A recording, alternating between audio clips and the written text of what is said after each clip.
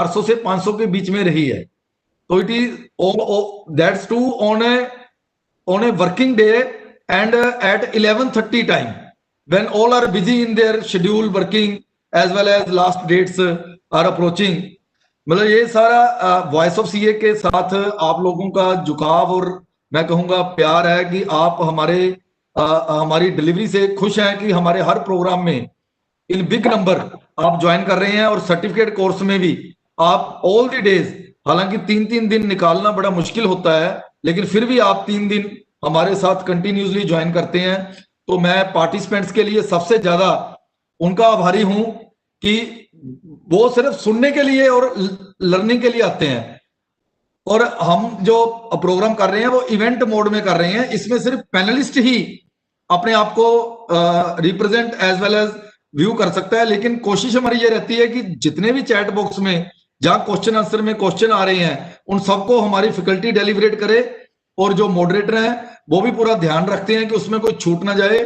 अगर किसी की क्वेरी ऐसी हो कि जो वो चाहता हो कि जी मैं पर्सनली ही आपको बतानी है, क्वेरी मैं लिख नहीं सकता चैट बॉक्स में, ही मे रिक्वेस्ट अवर मॉडरेटर कि वो उनको म्यूट कर सकें within the time constant. हम वो भी फैसिलिटी प्रोवाइड कर सकते हैं कि उनको अनम्यूट करके वो क्वेरी वो डायरेक्टली भी हमारे फैकल्टी से पूछ सकें। Thank you very much. I will request Avinash ji कि वो डिटेल्ड में हमारे जो आज के डायनामिक स्पीकर हैं उनको इंट्रोड्यूस करें। इंट्रोड्यूस तो ऋषभ कर देगा। प्रोग्राम आज का जो सेशन है वो अविनाश जी जो है उसको कर दे, बाकी से ऋषभ कर देगा introduction. Yes sir. Sir, today is our second day on this course, certification course on fee for technical services. And as described yesterday also, today we are dealing mainly with the make available clause. Just to give you background, what we did discuss yesterday, Gaurav ji have also seen the entire session. So I hope there will not be any overlap to this, but we have discussed basic provisions of 917. We have also discussed the UN model of fee for technical services, and we have just described about the exceptions and what is included in the technical services and what is not included in the technical services. That is what we did. Then we discussed about educational services, personal use, and other things. Now today we have to deal with a very important topic in fee for technical services, which is called as make available clause. So I just touched upon yesterday what is make available. Now in detail Gaurav ji will tell us today. Then we have a second topic which is called talking about the secondment of employee. So in the beginning Sanjay ji have asked certain questions about secondment of employees relating to PF etc. So our objective is not to deal that today because it itself is in a big topic, and I think we will do a 3-day course on salary taxation, cross border salary etc. So in which we will take up the PF issues, the FRRO issues, and other issues with respect to the expats. So that we will not touch upon, we will not take up today, but we will slightly touch upon those things that how we can take it. Then it comes to be fee for technical services, whether it is required to provide the services physically in India or it is not required to provide the services physically in India. Then there is another issue which talks about the human intervention.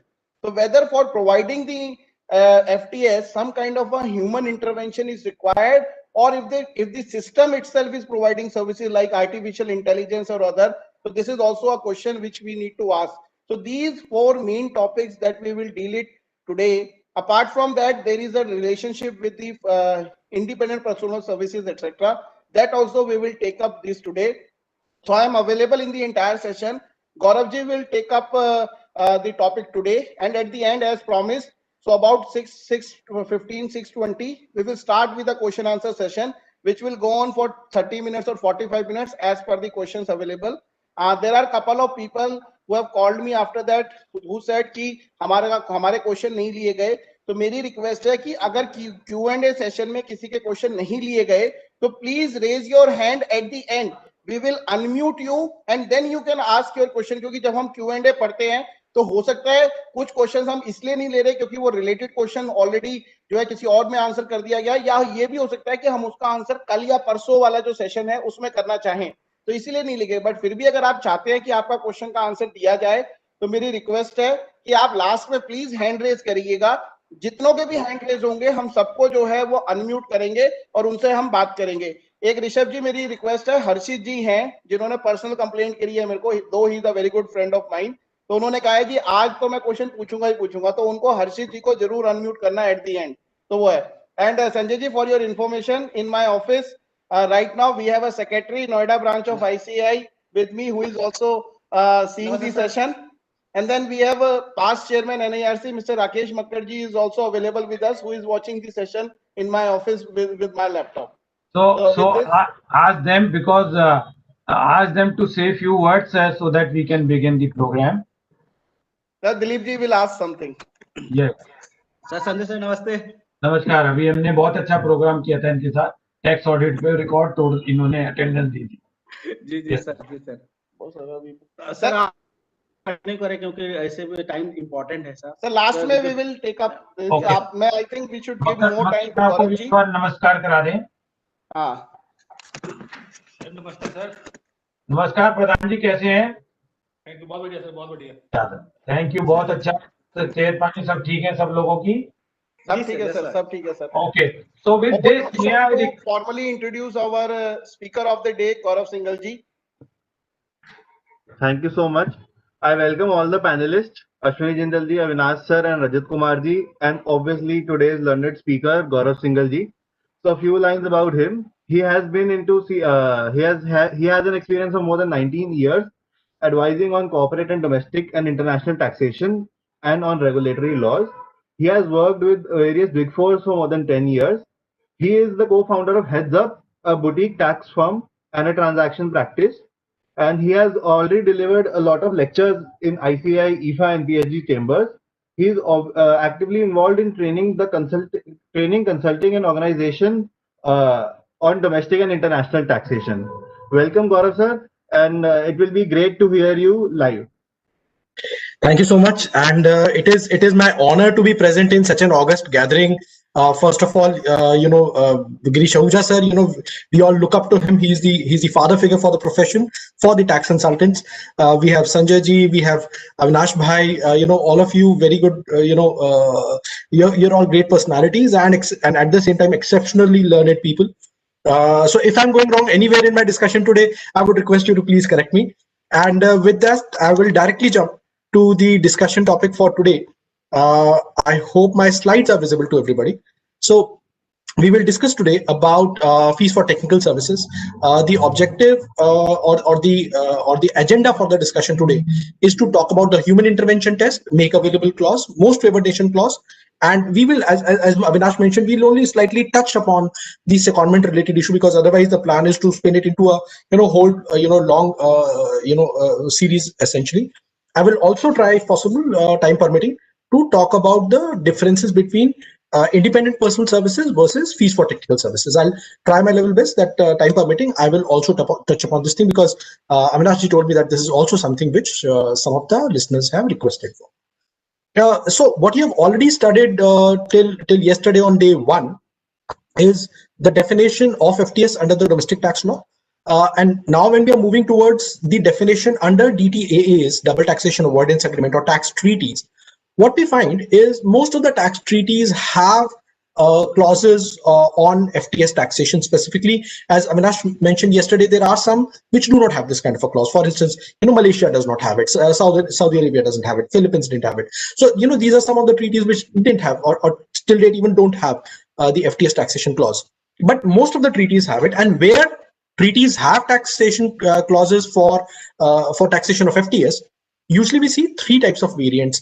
The first variant is a very plain vanilla variant where the definition of FTS is pretty much same as the definition of FTS under the Act. So as you discussed yesterday, how does that clause go? That clause goes that the first taxing right is always given to the resident state. A resident state means the foreign service provider, whichever country of which he is a tax resident, that country will have the first right to tax the FTS, which will be paid by the source state. In my example, please think source states are India, resident state is any developed country that you like, right? So you'll find in most of the treaties, the first clause says that the taxation right is with the resident state. And then the second clause, second paragraph typically says that, the source state, that is in my example, India, also has some limited taxation, right? That is, so long as the service provider is the beneficial owner of the FTS, then India can probably tax it at a fixed rate, which is negotiated. Most of the treaties have 10%, some have 15%, and so on and so forth.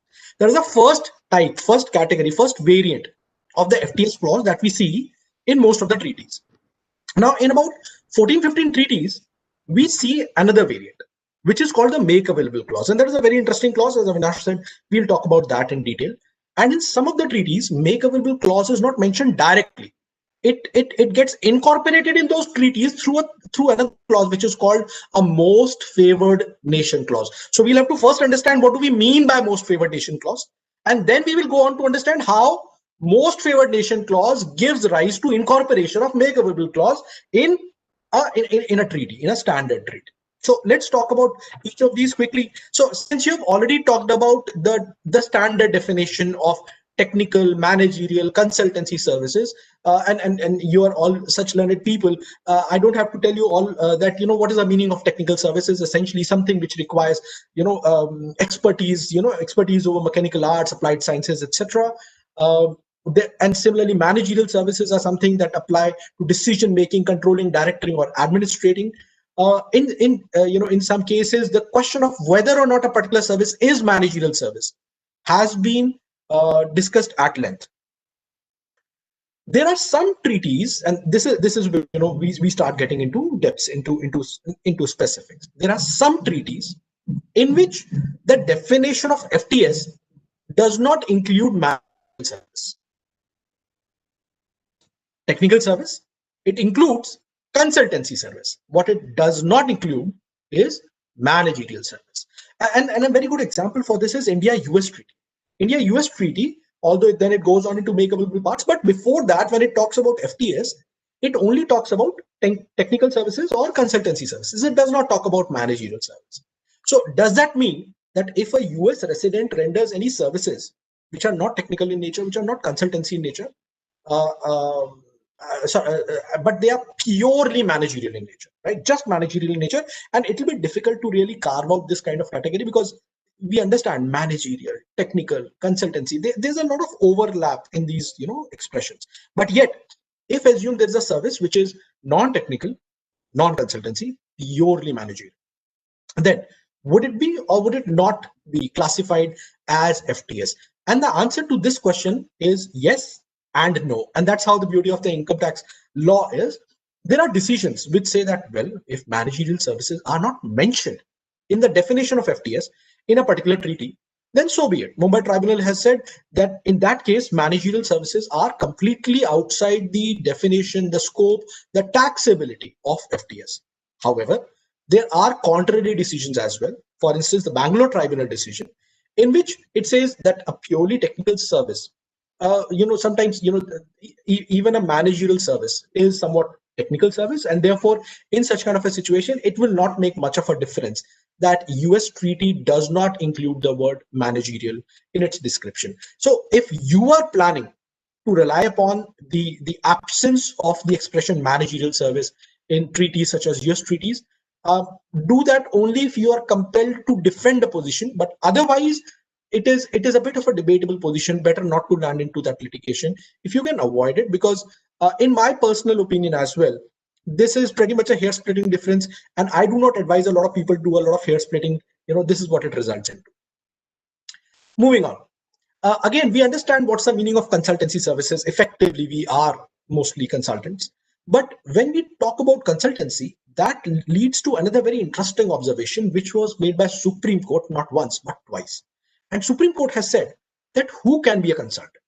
And Supreme Court feels that really speaking, only a human being can be a consultant. Without human being, a consultancy is not possible. This is something which is far too intelligent a subject to be left to machines.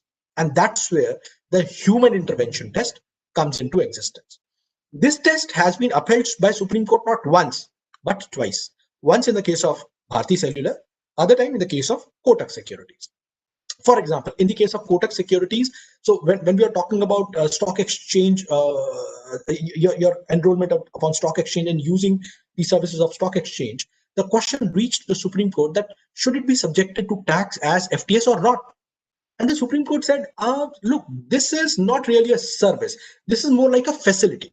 And now the question arose, FTS should be a service. Fine. So a facility is probably not a service, but then what's the difference between facility and service? And the Supreme Court answered that question beautifully. It said, service is something which is usually customized, which is something which is catered for the specific needs of one user. Whereas a facility is something which is generalized, which is not which is pretty much standardized, which is not usually customized to the needs of one particular user. It's just made available. People can go and avail that facility. And that is where the distinction, the importance of human element test comes into picture. A lot of facilities are just rendered without a lot of involvement or without any involvement of a human being. But services, fees for technical services has operative verb, services. Services cannot be rendered without human beings. And once these kinds of decisions started coming up, we saw that this thing, caught fire. This thing became a very important, very, very recurring kind of a theme. For example, Allahabad High Court, it also mentioned in the context of transmission of electricity that this is a pretty much automated process. It's not that we are living in those old time in which even the transmission of electricity would require a lot of human intervention. Similarly, there are decisions in the context of telecom sector. You would recall in old, black and white movies, when calls were made at that time, human beings really actually need to participate, and they used to pull out plug from one socket and punch it into another socket, and that's how calls used to get connected. That's where the word trunking came into existence actually. But now all the calls happen, connect, the entire process end to end is automatic. And therefore, it's not surprising that even in the case of Bharti Cellular, the decision was that no human intervention is involved. If no human intervention is involved, then it cannot be taxed as FTS. And there are more decisions that you can go through on when human intervention is absent and how, therefore, that kind of a transaction is essentially only a facility, but not a service, and definitely not a technical or consultancy service. I personally think that the future of human intervention test, this is my personal view, right? This is my personal view. And Avinash mentioned about it at the beginning. In the age when we are moving towards AI, when we are moving towards digital learning, deep learning, machine learning, for how long can we keep on thinking that consultancy and technical consultancy, to be particular, cannot be rendered by anybody but humans? It can be only rendered by AI. And frankly, today, if I talk to anybody, that, gentlemen, do you think your work will be completely mechanized because of the AI tools, because of chatbots, or do you think your job is safe? Mostly what I hear is a lot of jobs are under trouble, but my profession, everybody thinks so. My profession is very complicated one, and it's difficult to replace my kind of a profession by AI tools. And particularly, we tax consultants, chartered accountants, finance professionals, we think that our task is very complex because it involves reading of law, interpreting of law, reading of agreements. These are complex agreements. At this stage, I share with you something very interesting. An experiment which was conducted in US, in which a competition was placed between 20 lawyers and one artificial intelligence engine. This was a showdown in which the test was a pretty standard one, which was on a day-to-day basis. Lawyers go through NDAs, non-disclosure agreements. So for instance, we dabble a lot in the transaction side of tax practice. So transactions, that is mergers, acquisitions, those kind of things. So there we are dealing with very sensitive data. So our clients tell us that you have to first sign an NDA. So NDAs are pretty much one of the most common part of review of NDAs is one of the most common part of legal profession. And most lawyers believe that, reading of pages and pages of, text and trying to interpret it, and then trying to decide which NDA is better, which NDA is not, which NDA is missing an important clause, which NDA contains a clause which is too harsh upon the person. Now, this is going to be something which, machines probably cannot do, right? This is something which only an intelligent human being, a good, well-trained lawyer can do. These 20 lawyers who were selected for this experiment, they included some beginners. They included people as senior as general counsels of their offices. General counsels, the senior guys. And on the other hand, was an artificial intelligence engine, which was essentially asked to learn on its own. That the self-learning mechanism is the backbone of artificial intelligence. It wasn't really trained. It was just given thousands of NDAs to go through, read it on its own, and the NLP, the natural language processing or neuro linguistic programming, whatever, help the artificial intelligence tool to decide on its own, to decipher on its own what does it think are the strengths and weaknesses, importance and disimportance of some clauses of the NDA. Based upon this test, what was the outcome? The outcome was that even the best lawyer in the entire bunch of 20 gave a 94% of performance. The lowest performing lawyer actually gave a 67% performance. AI, not surprisingly, gave a consistent 94%. That is matching the best lawyer in that bunch. Not just that, in terms of timings, when these 5 NDAs were given to these lawyers, most of the lawyers on an average took about 92 minutes. The highest time which was taken was 156 minutes. They were given actually 4 hours for this experiment. So the longest somebody took was 156 minutes. The shortest somebody took was 51 minutes. This is the total time taken by one lawyer to process these 5 NDAs.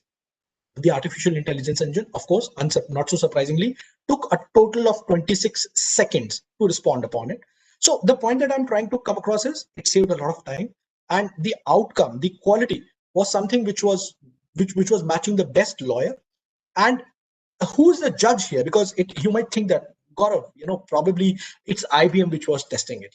The answer is actually not. All these 30 legal issues, 11 pages of each of the NDAs, 153 paragraph, 3,213 clauses.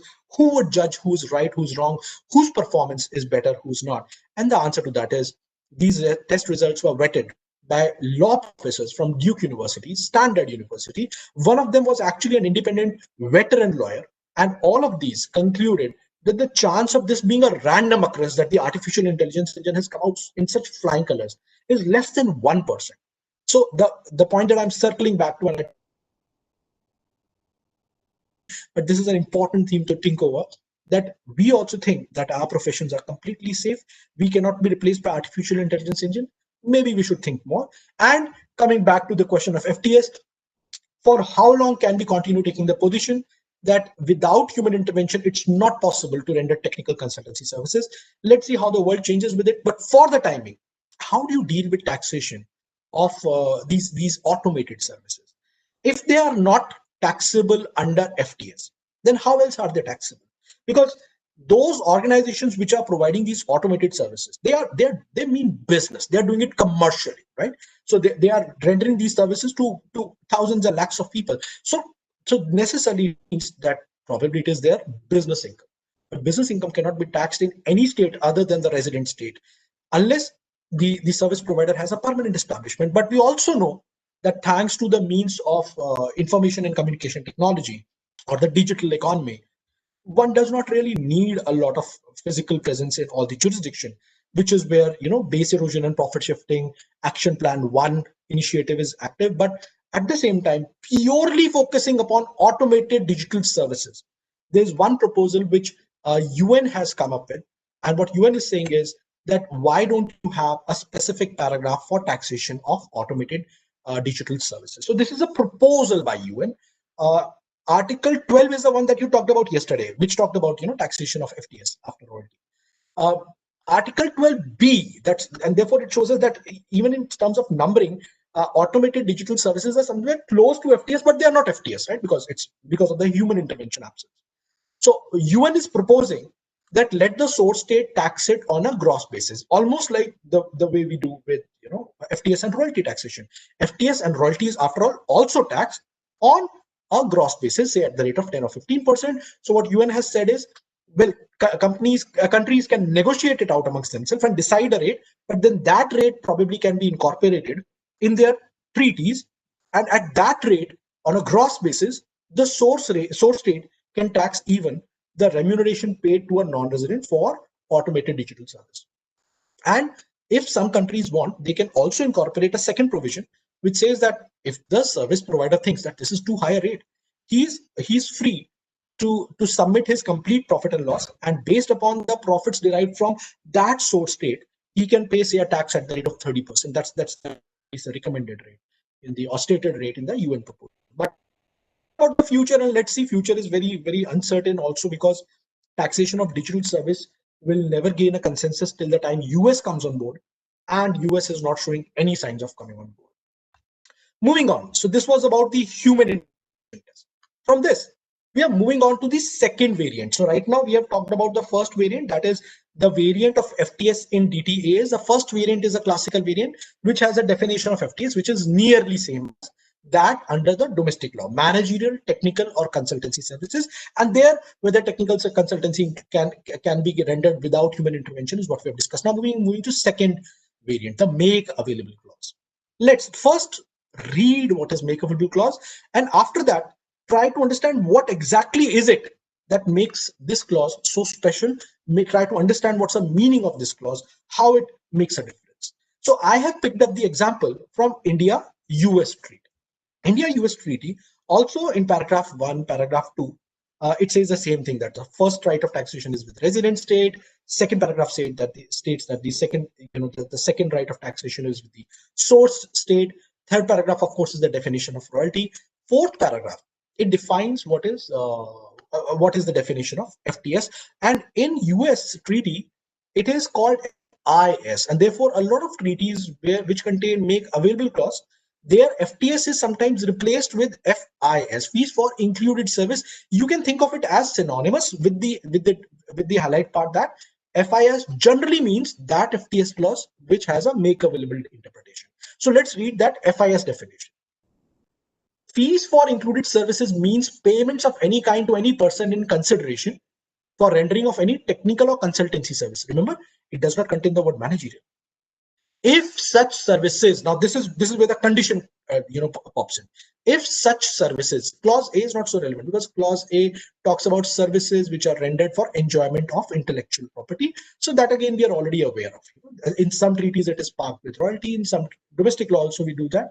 But clause B is important. If such services, I'm jumping to clause B, make available technical knowledge, experience, skill, know-how, or process, or consist of the development and transfer of a technical plan or technical design.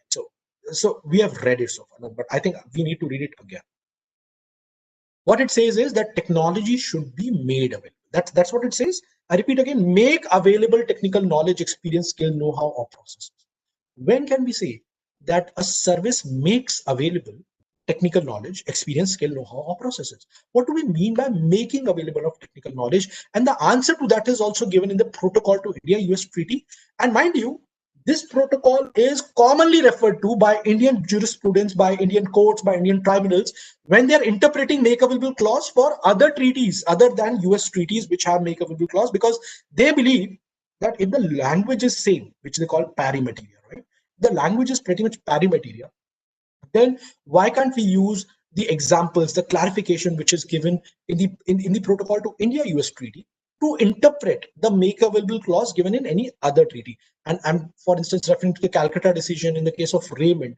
In Raymond also this was held that, well, the India-US treaty and India-UK treaty both have this make available clause. So while UK treaty does not clarify in great detail what is the meaning of this make available, US treaty does, and their language is pretty much similar, pari materia hai baba. So then let's use the US treaty's example to understand the meaning of make available clause in UK treaty. So what is it that the US treaty says? US treaty at the end has a protocol, right? And the protocol says, it gives some examples, or MOU which gives some examples, which says technology is made available if the service recipient, the person acquiring the service, is unable to apply the technology. Now I think this is where we should stop. When is a person unable to apply the technology? Let me give you an example actually. Suppose I receive a client from one of my, I receive a call from one of my clients, and he asks me that, Gaurav, we have to make a payment to our auditor of audit fees. At what rate should I deduct the tax? And if I tell him, hey, I think sir, you should deduct tax at the rate of 10%, or in this year you should deduct tax at the rate of 7.5%. And he says, thank you so much. He disconnects the call. End of story. Has he understood why? If a similar question comes to him in future, can he understand that? Can he answer that question? Maybe in the next year, he will continue to apply 7.5% and will end up making a mistake. The second possibility is, again, I get a call from my client. And this time today, I'm in a very talkative mood, assume. And this time client again asks me, Gaurav, I have to make a payment to my auditor. At what rate should I deduct the tax? And this time I rattle off and I tell him about 194J. I tell him about fees for technical services, the definition of FTS, and assume my client is not nodding off to sleep and he's tolerating my entire lecture. He's understanding what I'm saying. After that, I tell him that since these services are in the nature of technical services, plus 194J talks about professional services also, and auditor is after all a professional. Therefore, you should deduct tax rate of 10%. Just that in this year, there is the Honorable Finance Minister has given us a discount of 25% in TDS rate. Therefore, apply 7.5%. But after that, you can, for all professional payments under domestic law, you have to deduct tax at the rate of 10%. So this time when he disconnects the call, is there a difference in the scenario 1 and scenario 2? In scenario 2, I have not just given him the answer. I have also made available to him the know-how on the basis of which in future, if he wants, he can apply this on his own. And that, ladies and gentlemen, is a difference between FTS classical definition and FTS make available definition. In a classical definition, the answer is that of a technical matter, and that probably closes the matter, and that is sufficient. In my scenario 1 example, where I just simply say to my client that please deduct tax at the rate of 7.5%, and then I shift the discussion, ये और क्या चल रहा है, COVID की वजह से क्या impact पड़ा business के ऊपर, right? That first scenario fits into the definition of normal FTS, material technical consultancy service, but that does not satisfy the make available definition, because my answer will not allow him to apply this knowledge next time when he faces this question. But the second scenario allows him to apply this knowledge, the know-how, on his own next time, without even perhaps calling me next time, but he'll be able to apply the know-how on his own. That is the make available test. Just because I have used a product which involves a lot of technology, it's a very technical product, that does not mean that the technology has been made available. The fact that when I am providing the service, it requires a lot of technical input at my end, that is not necessarily a scenario when a technology or technical know-how is made available. The client has acquired sufficient understanding so as to be able to apply that knowledge on his own without recourse to me. That's when this technical know-how can be said to be made available. And let me take you to further clarification, which was issued by the protocol to India-US treaty. It says that it lists down a lot of activities, a lot of areas in which it says that it may relate to following areas. So whenever we read that part of the protocol, it appears, oh my God, India-US treaty, although it makes a complicated, make available thing, but then after all, it says all scientific services are covered, right? It's not that. It's not that all scientific services are covered. All India US treaty protocol says is technical consultancy services could make technology available in a lot of activities, such as the following. I mean, they can, or they may or they may not. And this issue came specifically before Delhi Tribunal in the case of Pan Am Sat. In case of Pan Am Sat, the Delhi Tribunal said, look, we understand that India-US treaty says that communicating through satellite, satellite communication is given in that list of where technology can be made available. But that does not mean that the technology has always been made available the moment you are communicating using satellite. No, it is possible that the satellite owner may provide that technology to the broadcaster. It is possible he may not provide the technology to the broadcaster, and we simply tell the broadcaster, boss, I will transmit the signals that you will send me, but you don't have to learn the technology. And broadcaster will also think, mere ko technology ke jaan ke kya karna hai, apna kaam chal raha badhiya. So that's where Pan Am Sat decision said that just because a satellite technology has been used for communication, it does not mean that you have to assume that a transfer of technology has taken place. Look into the facts of the matter. And this is the most important lesson that we keep learning every time, whenever we are answering any question on taxation, whenever we are looking at any interpretation, particularly in the treaty context, please look into the facts of the matter. Another very important question, which was before Pan Am Sat was, and this is different from the first one. It is possible that your client is an intelligent one and he may learn on his own. So you have given him an answer 10 times over your relationship of past 5 years, and your client has learned on his own. You actually had no particular intention to try and train him, to try and making available any technical know-how to him, but the client was a sufficiently intelligent one. It learns, and it is natural, right? If you're dealing with a good businessman, most good businessmen, they're very intelligent people, and they would absorb, they would be inquisitive, they might ask you a question, and therefore based upon your answer, they will learn. But when a service recipient learns because of his own efforts, own inquisitiveness, own curiosity, that does not mean that you have made available any technical know-how. No, a technical know-how can be said to have been made available if and only if there's a formal understanding between the service provider and the service recipient, in which it is agreed that the service provider will not just provide the service and say bye-bye after billing. No. Instead, the service provider will also actively, intentionally make available the technical know-how in such a manner that, look at the last sentence, so that the service recipient can apply the said technical knowledge in future for his own benefit without recourse to service provider. He can learn it on his own to such an extent that next time he probably does not even have to come to the service provider. And that's the most important test. And if you look at it, this is something which we find in India-Singapore Treaty to an even farther extent. So in India-Singapore Treaty, we have a similar definition, but they have fragmented it even better. So just to gain a complete better understanding, let's quickly still again look at India-US Treaty. Clause B, this is something that we are looking at just now. The or that you see in red, now it has been fragmented. You know, the part before or, make available, and part after or, consisting of development or transfer of technical plan or design. This is fragmented between these two.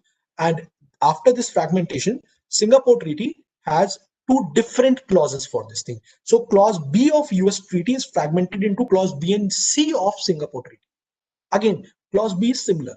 Clause C, let's not focus upon clause C, because the problem is sometimes a lot of focus goes upon clause B, so people just forget about clause C. Consisting of development and transfer of a technical plan or technical design. This is the second part of the make-up definition.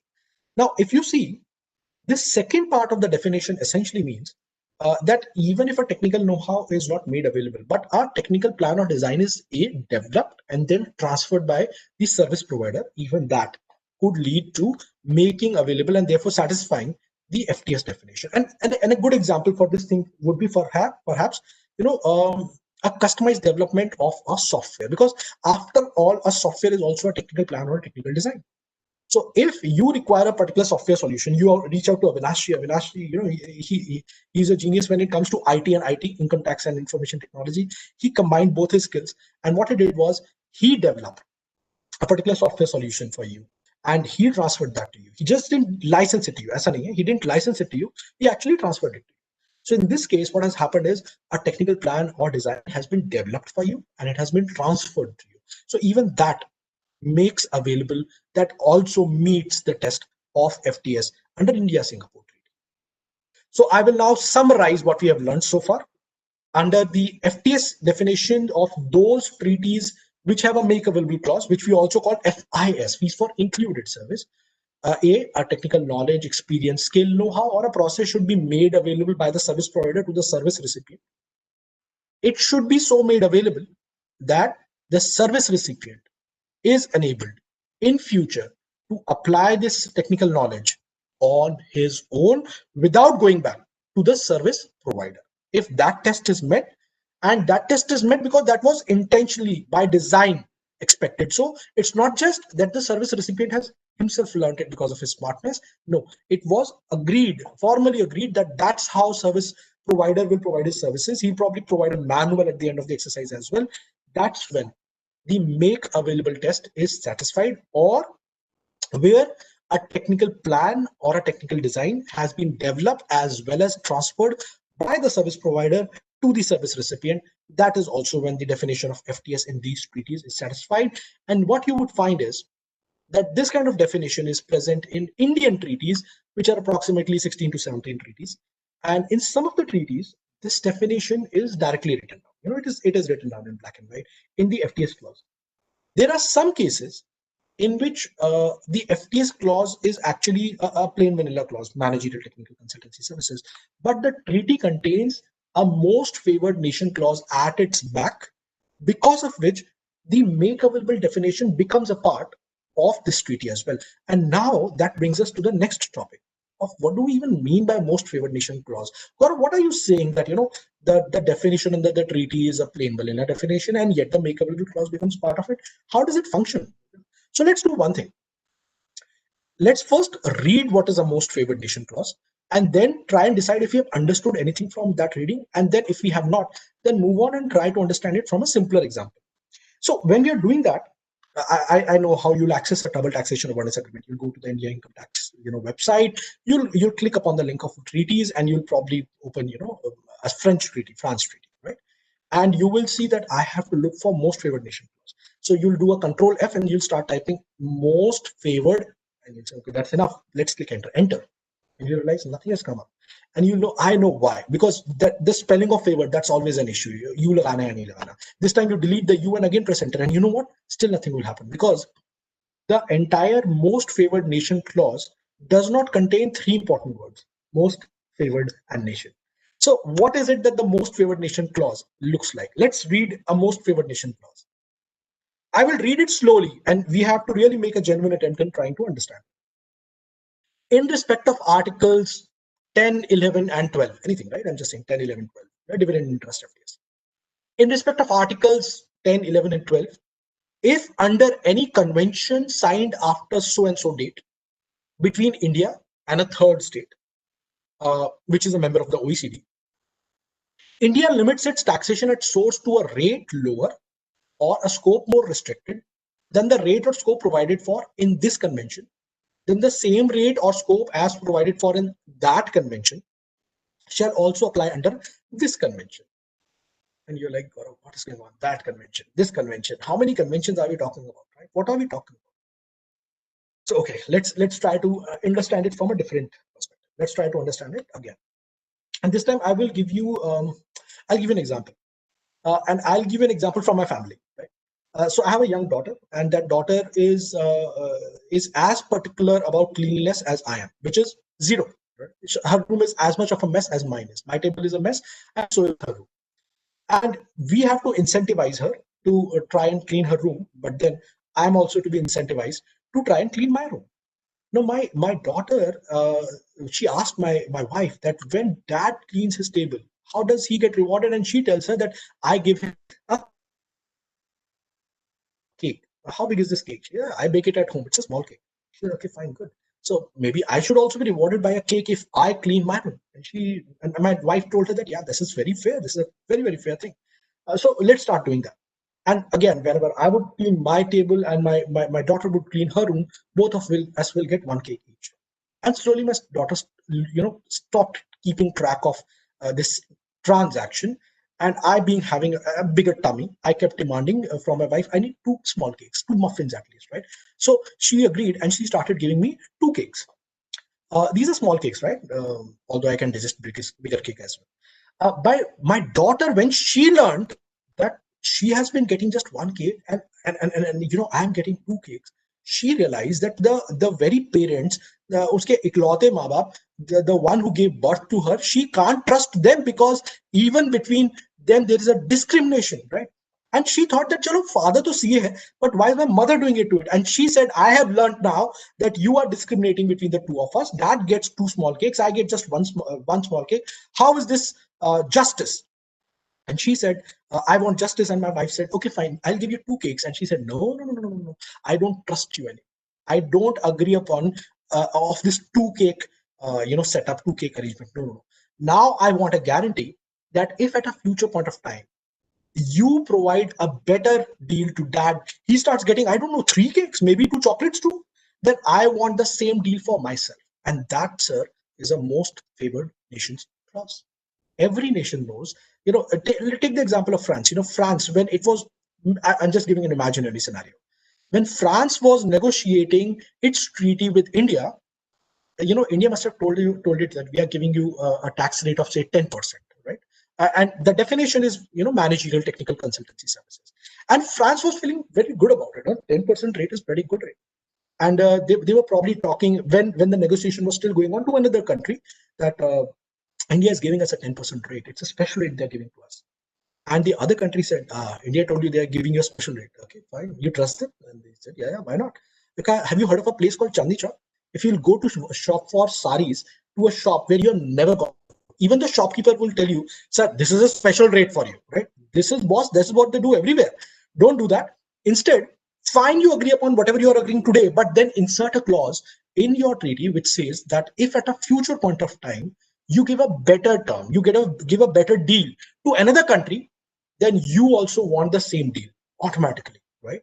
And this is what this clause means. So this time when we'll read it again. What it says is, in respect of Articles 10, 11, and 12, if under any treaty signed after this date, today, this, what is this date? This date is the date on which the first country and India has entered into a treaty, right? The first country is, for instance, France. So the date on which France and India have entered into a treaty, that's the date which is written here. If after this date, that is when India and France have entered into a treaty, if India enters into a treaty with a third state, that is another country, right? Which country? Which country? OECD member country. Because we told France that, boss, you're not going to compete with these, small countries which are nowhere your competition. किसी और गरीब को हमने थोड़ा better rate दे भी दिया, तो उसके साथ balance. But if India enters into a treaty with a third state which is also an OECD member, then if in that treaty India gives a lower rate of tax to that third country, then that lower rate of tax shall also apply under India-France treaty, under this convention. Similarly, if India gives a more restrictive definition of any particular item under that treaty, then that restrictive items definition will also apply in India-France treaty. For example, in India-France treaty, presently the FTS definition is the standard FTS definition, the broad definition, any managerial, technical, or consultancy services. But if India enters into a treaty with any other OECD member country after the French treaty, and in that treaty it says that we will treat that the FTS definition is a narrower definition, make available clause definition, right? Then automatically that make available clause definition will get incorporated in India-France treaty. And this is how MFN clause incorporates a make available definition under a standard treaty, which otherwise did not have a make available definition. And mind you, where will you find this MFN clause? You will typically 99.9 times you will find it in the protocol. Protocol is towards the end of the treaty, right? So that's where you will generally find it. MFN clause has various variants. Variants means, again, MFN clause can also operate in different ways. For example, just now I told you, to France we would say that, boss, you please don't compete with other countries which are nowhere your competitors. So you get jealous only when we give a better deal to an OECD member country. But there are some countries which would say that no, why just that? Sorry, we want the same deal that you give to any other country, not just to an OECD member country. So that's also a possibility. That is one possible variant. Second is, most of the MFN clauses say that the better deal which is given, that is lower rate of tax or narrower scope definition, whatever benefit is given in the third treaty will automatically get incorporated in the first treaty. But there are some treaties which don't say that. They say that if India gives a more beneficial treatment to a third state, then that will only trigger a starting process of negotiation between India and the first country, so that the first country can also try and argue that I want that same deal. And typically India would do this only for very developed countries, because for very developed countries I would not give them this benefit directly. In those very developed countries I would actually try to argue that, boss, fine, even if I've given it to an OECD member country a particular benefit, for instance Portugal, please don't compete with Portugal, you are after all Switzerland. And let's look at India-Swiss treaties example here.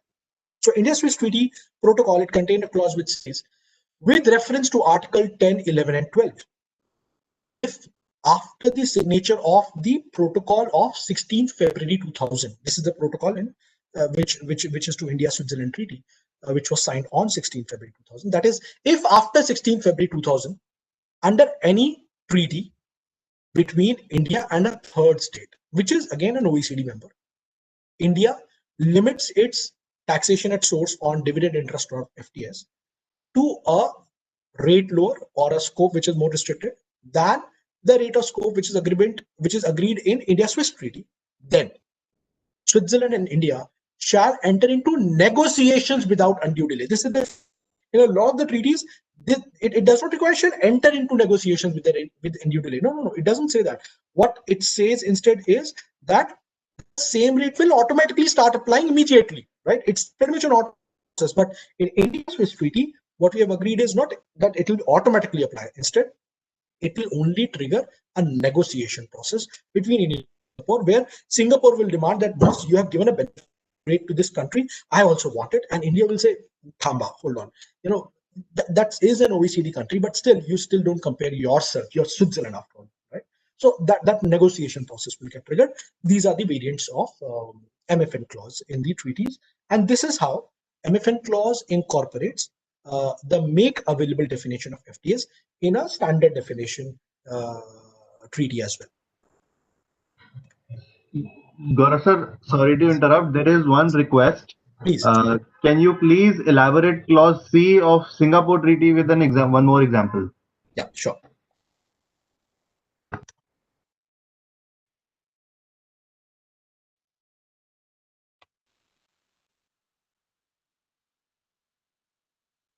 So essentially, the third clause talks about a technical plan or design as against the second clause, which talks about technical knowledge, experience, skill, know-how, process. So what's the difference between the two?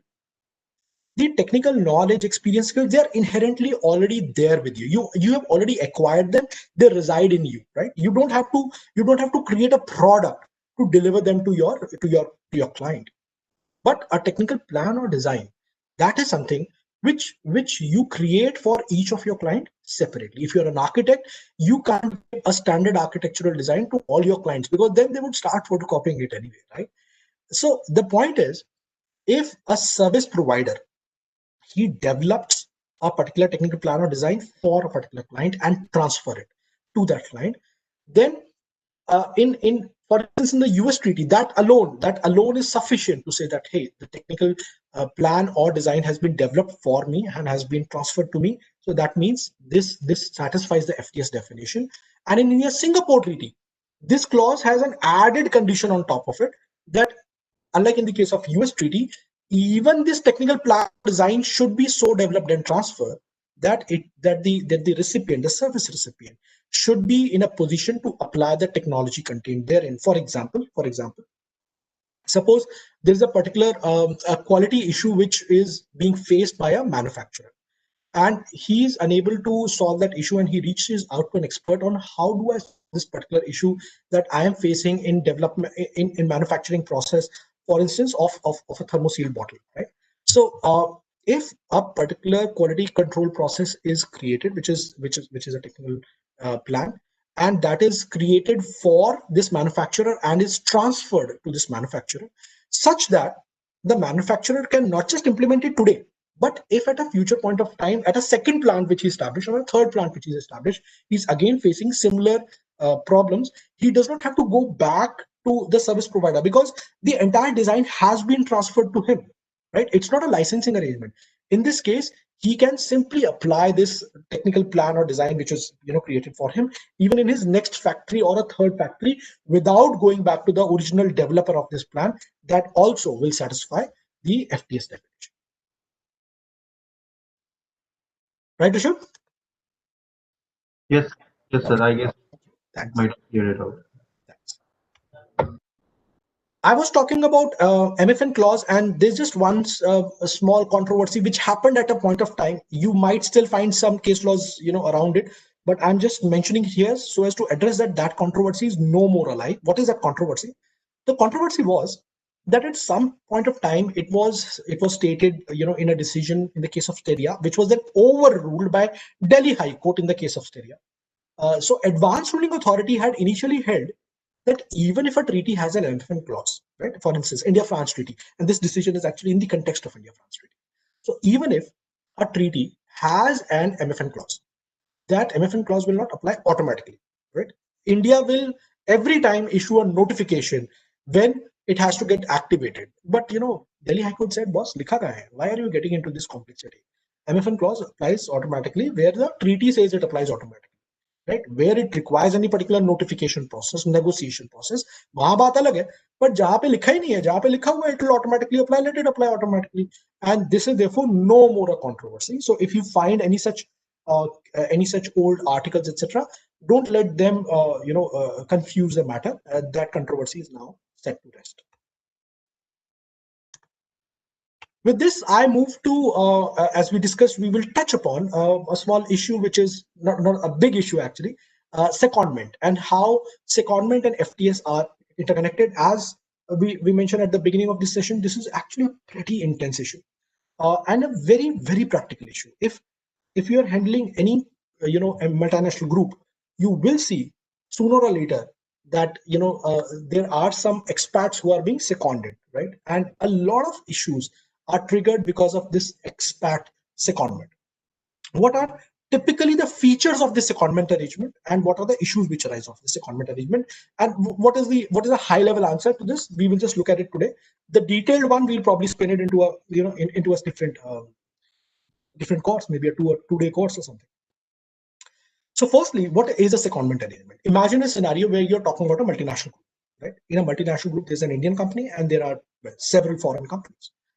Often what happens is, because of various reasons, certain expats of this multinational group who are already employed in a foreign company, they are sent to the Indian company. There could be various reasons. For instance, one psychological reason could be that multinational groups might prefer that there's a guy who's already working for them to be in control when the processes of a new Indian company are being set up, so that they can set it up straight, set them up correct from the very beginning. Other reason could be that they want that certain kinds of services, if they are to be provided, they want them to be provided by people who have already rendered those services at 3 other places in their group, rather than trying to find a new person, right, for those services. If I'll give an example. If suppose an Indian company is carrying out SAP implementation, it was earlier working on any other platform, now it is moving to SAP. It has two options. It can either hire a person who has experience of SAP implementation from India. The second possibility is, if within this group, say 3 years back, a British company had similarly incorporated SAP, and there was a person who was in charge of overseeing this SAP implementation, and he has done a fantastic job at it, then naturally, perhaps the group will say, well, he did a fantastic job there. So while there are people in India who can do this, but why should I go through the headache of trying to find that person, and B, taking the risk of have I found the right person or not? So instead of that, why don't I just pick up the person who's still there in my British company, and probably he's not so compellingly required there. Why? Because वहाँ पे SAP implementation हो चुका है. So I will migrate him, I will pick him up from there, and I will second him to India so that he can oversee this SAP implementation in India. This is just one example of why such a secondment may take place. So in this case, an individual who's already legally employed by a foreign company, I've used the abbreviation FCO as foreign company, ICO as Indian company in my slides, right? And that's what I do pretty much everywhere. Similarly, the resident state is RS, source state is SS. So an individual who's legally employed by FCO, he is seconded to ICO. And generally secondments are somewhat long-term arrangement. ऐसा नहीं है कि मतलब वो 2-3 हफ्ते के लिए भेजते हैं. Nothing like that. Sometimes they last 5-6 years as well, right? Very common in Japanese group companies, etc. Very common in US group companies. Somewhat common in European companies. Very common again in Chinese companies and Korean companies, right? They want to retain that control. Now, because this person is coming to India, one possibility is that the group could say that no, you are no more the legal employee of the FCO. Instead, we are shifting your payrolls. You will now become the employee of ICO. But there's a problem. The problem is, he would say, sorry, boss.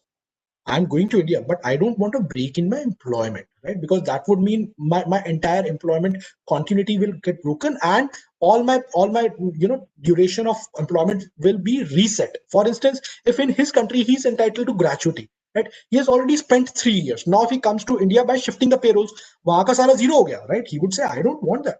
Also, psychologically speaking, a lot of time expats prefer to stay on the payrolls of the big entity, right? It's almost like sometimes an ego issue for them. For whatever reasons, a lot of time they insist that I want to remain on the payrolls of the FCO. So in that case, what happens is FCO continues remaining their legal employee. FCO continues paying their salary, but because they are rendering services to ICO, FCO tells ICO that, look, boss, you are benefiting from it. So the entire salary will be reimbursed by ICO to FCO. So FCO pays to employee, ICO pays to FCO, right? Plain and simple.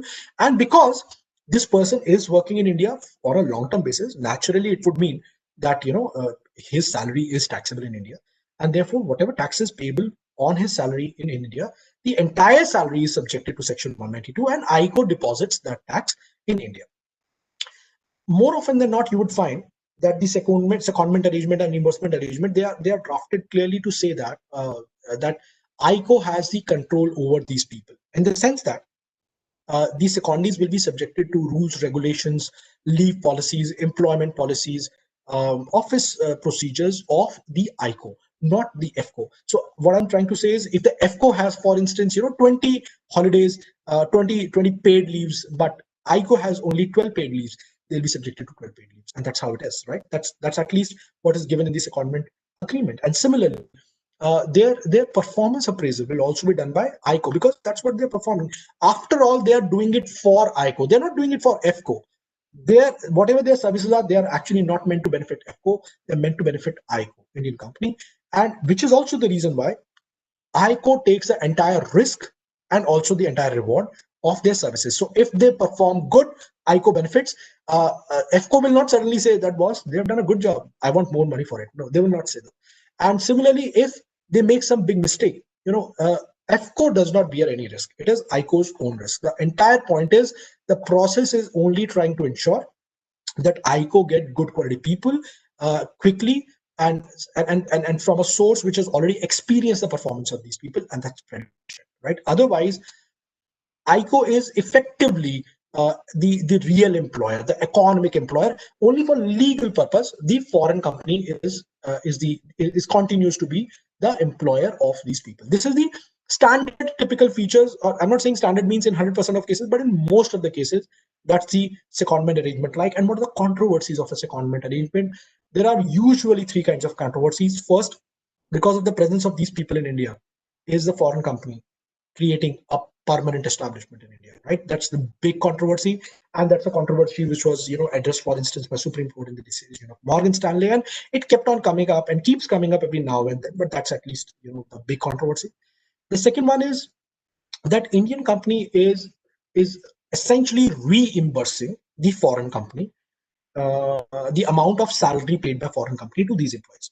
They don't charge any markup, and Indian company pays no charge markup. So does it mean that this and therefore, if it's a reimbursement, no tax should be deducted there, right?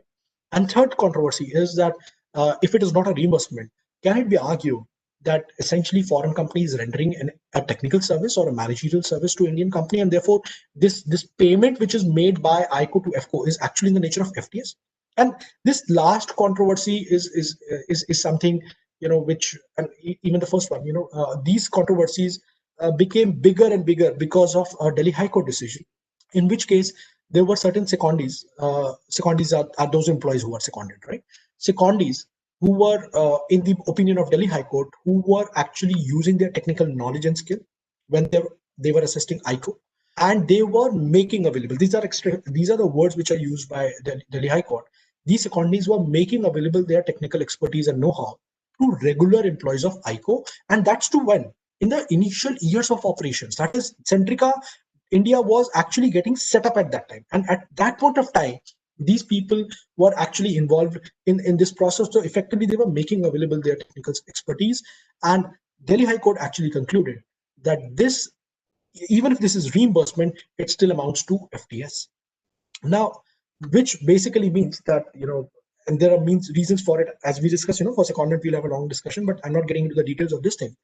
But this essentially means that, now every secondment payment will qualify as FTS. Is it so? Not necessarily, because there are favorable decisions as well. And those decisions have come after the decision of Centrica. In fact, they've analyzed the decision of Centrica, and they have distinguished themselves. For example, in the case of American Express, in the case of AT&T, they have distinguished from Centrica by saying that, look, in Centrica, it was a newly formed company, right? And in a newly formed company, that making available to employees was happening. But ours is, for instance, American Express India is pretty much there. All those people who are coming here, they are neither becoming a part of our team at the time of formation of American Express India entity. Also, it's not that they possess any special skills which are not available in India. Just that for the sake of convenience, we are hiring people who are coming from abroad. Similarly, in AT&T also, similar analysis was done by Delhi Tribunal, and it was finally concluded that this reimbursement cannot be classified as FTS.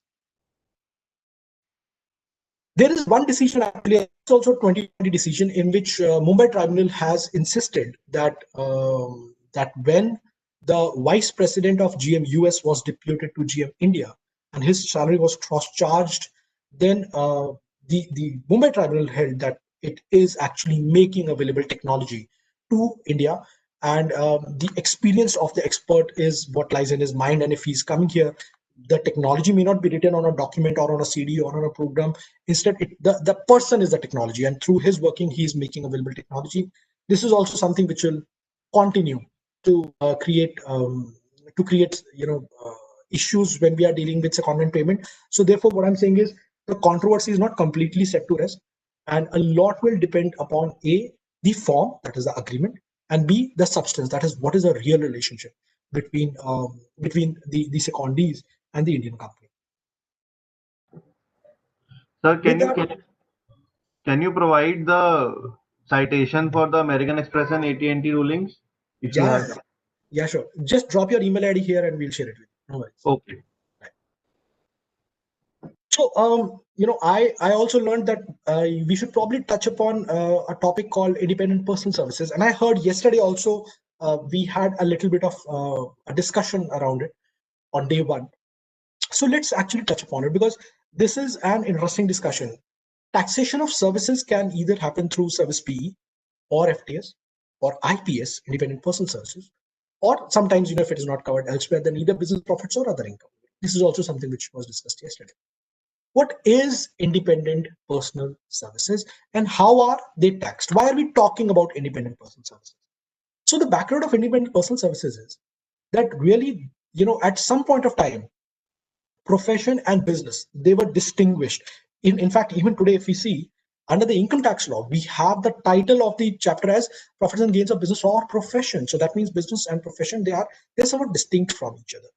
And back in past, even the OECD model had these two, business income, that is business profits, which was taxed under Article 7, read with Article 5, as against independent personal services, which is professional services mostly, but we'll talk more about it, under a different article.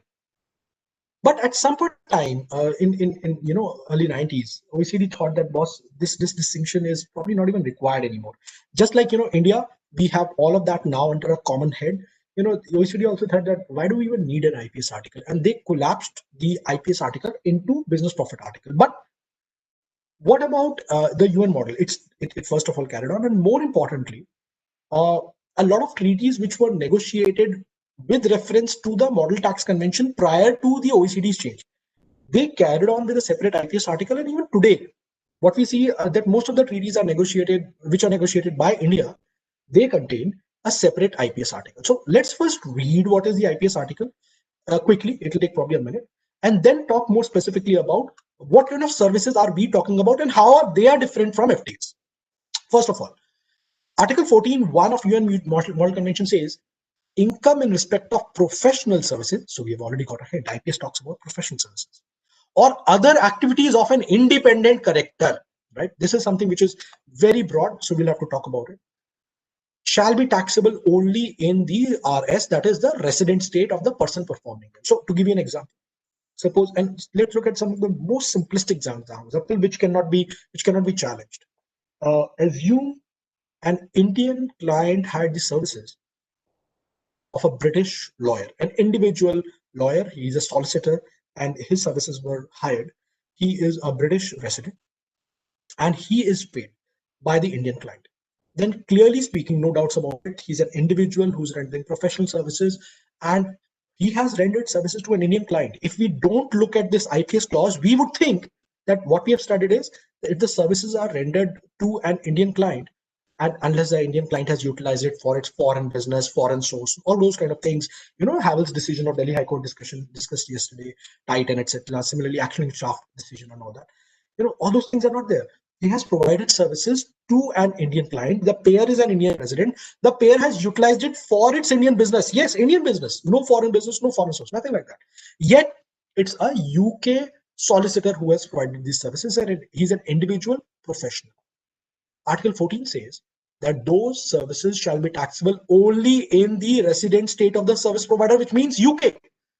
There's an exception which is given that, okay, source state, that's India, it can tax it, but when can it tax it?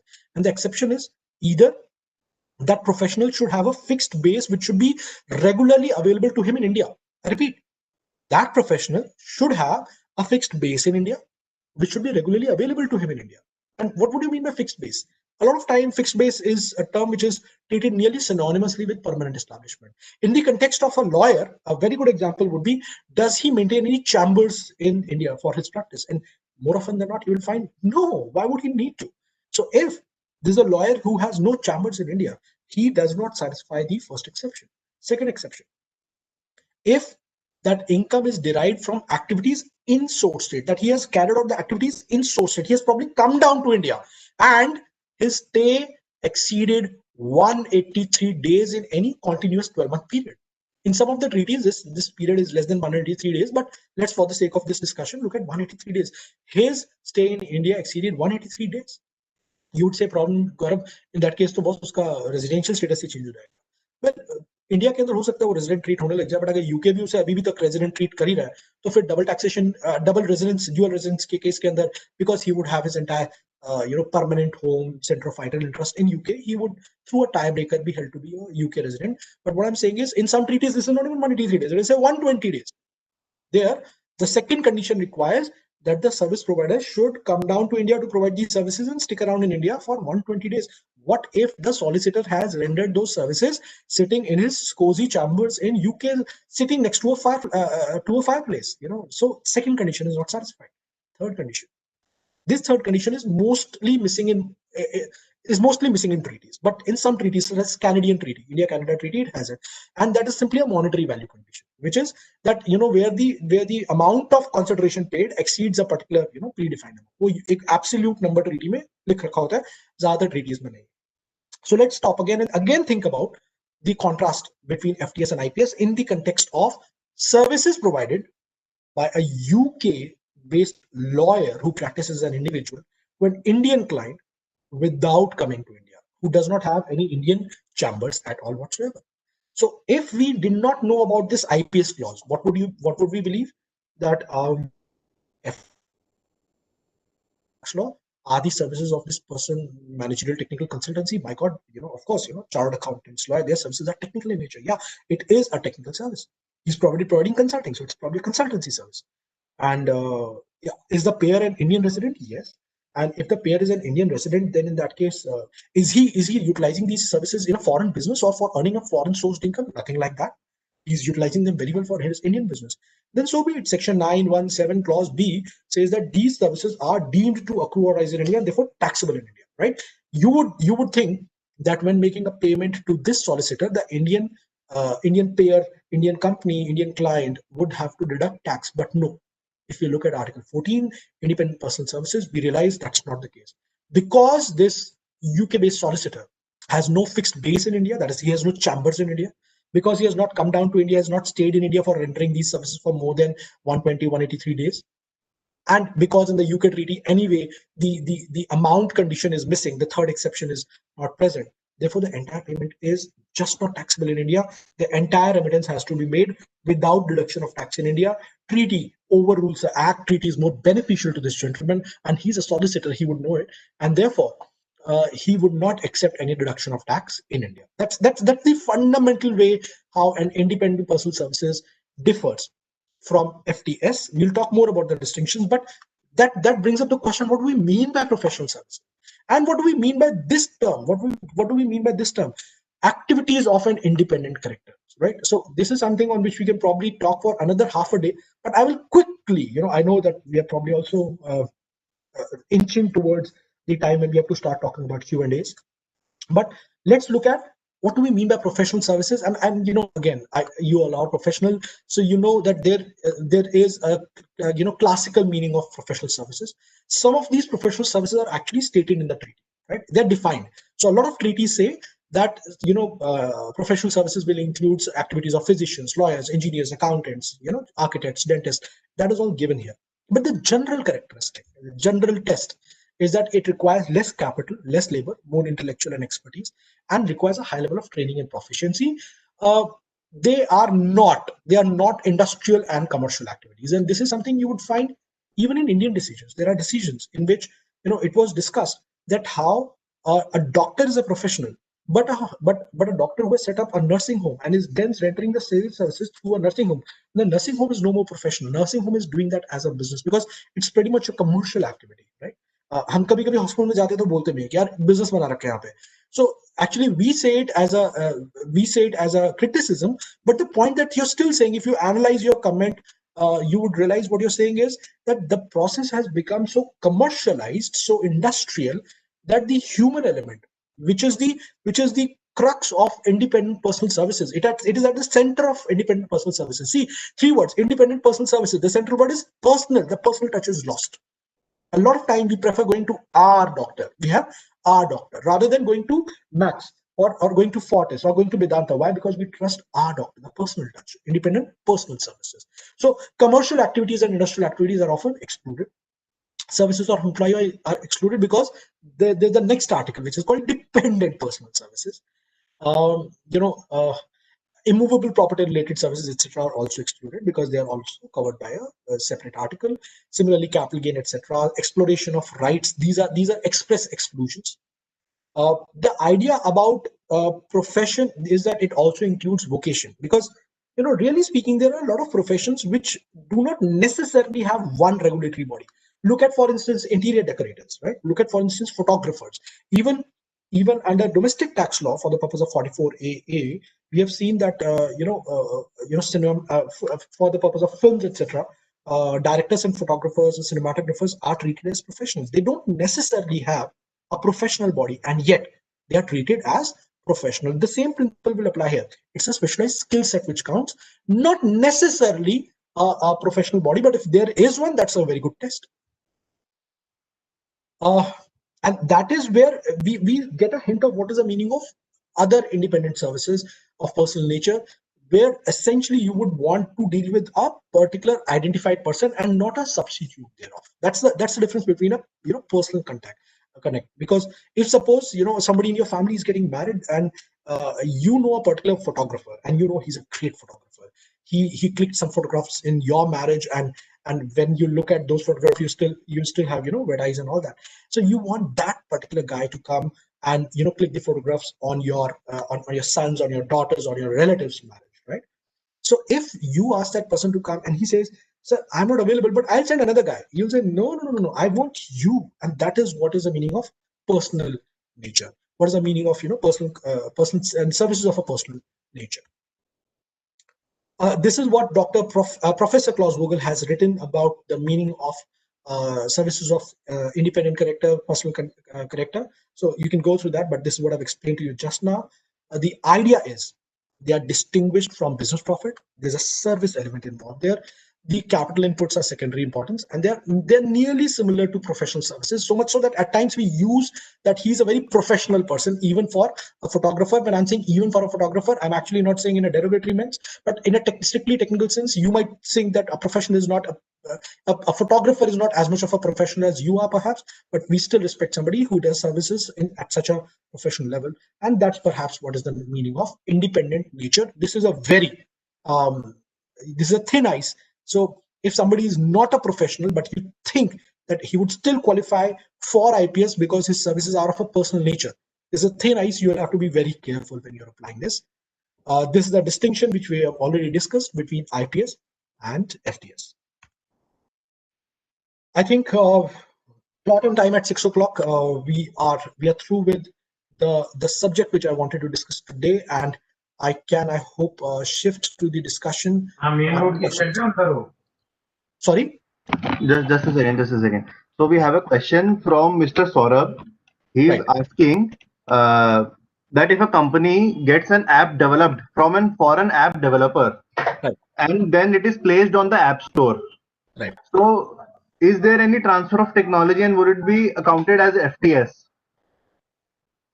Shouldn't we be talking actually about royalty? Because when the person will download the app, you are talking about the transaction when I will be downloading the app, right? Is that what you're talking about? No. It's between the app developer. Oh yes, right. Okay, right. If a company has engaged the services of an app developer, then more often than not, what you would find, at least the agreements that we have reviewed, the company will insist that all the rights are then owned by the company itself, and the app developer does not continue to hold any rights parallelly to it. It's a completely exclusive transfer of an all-out transfer of right. More often than not, what you would find is that this would entail an FTS because it entails development of a technical plan or design. In the India-US treaty, actually, development of software is already discussed. An app is nothing but software. In fact, app stands for application software, right? So I would tend to agree with you. There's one important thing that we'll have to identify here, which is that for those service providers which are engaged exclusively in the business of development of app, they are probably also going to characterize it as a business profit, and that's where this distinction will come up. But I agree with you. Fundamentally, first it will qualify as FTS, and development of technical plan or design, such as a software that is an app, will qualify as FTS. Okay, so one more question from Atul Puri ji about the artificial intelligence. Right. He is asking, AI is not just a tool developed by humans for ease and convenience. Right. If the answer is yes, then human intervention is still there. So will it be, what will be the status of services provided through AI? I'm not sure why are we saying that the AI continues to have a human intervention. In fact, the idea about AI is to take out the human intervention. We people slow down, the processing power of which otherwise an independent computerized system enjoys. So really speaking, once the AI is developed, after that the human intervention is not involved. It is for the benefit of humans, but that does not mean that in order to carry out its activity, it has to have any human intervention. It's pretty much a self-learning mechanism, really, sir. So I believe that AI is a tool which is developed by humans, yes, but once it is developed, after that human intervention is not involved. That's point number one. Point number two, it is developed for the benefit of humans. Yes, obviously. In fact, most of the things that we do it only selfishly for our own benefit. But again, that does not mean that in order to run an AI and to be able to utilize the services of AI, any human intervention is involved. Once it's there, you don't really require human intervention to run it. As human intervention is not required, you can pretty much take a stand, at least based upon the present law, that purely utilized through an AI are not FTS. Okay, so I'm unmuting Mr. Rahul Bansal. I guess Please. he has a query. Mr. Rahul, please ask a question. Sure. Sir, my question was with respect to what we have discussed yesterday.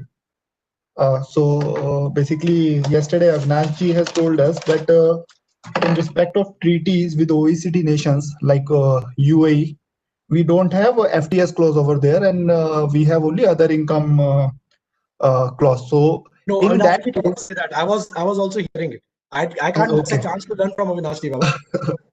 Okay, so basically Give an my example question. of two treaties, essentially Yeah. UAE and Yeah. Malaysia, which Yeah. which do not have. But it's not that So- all the OECD treaties do not have FTS clause. On the Okay. contrary, Okay. all of them have. So my question was with respect to specifically with UAE only, you the treaty with UAE. So in that case, if we are paying any, some services charges which are nature of predominantly of FTS in only, so can we charge it under section 115A only, and can we take the benefit of tax rate of 10%, 20% under domestic law, and don't cover that transaction under DTA with UAE? My suggestion to you, sir, humbly would be that instead of opting for the domestic tax rate, where you will be paying at least a 10% tax, you should go to the treaty, because that means you will not, there's no FTS clause, and therefore you will say that the service provider is engaged in the business of rendering these services. Therefore, you will characterize this transaction as business profit of the service provider. And you would argue that since a service provider, I'm guessing, but that's 90% of the time. No, that is not the case with me, actually. He's not into that business. He is one of the services which we are getting from one of our group company who is helping us here.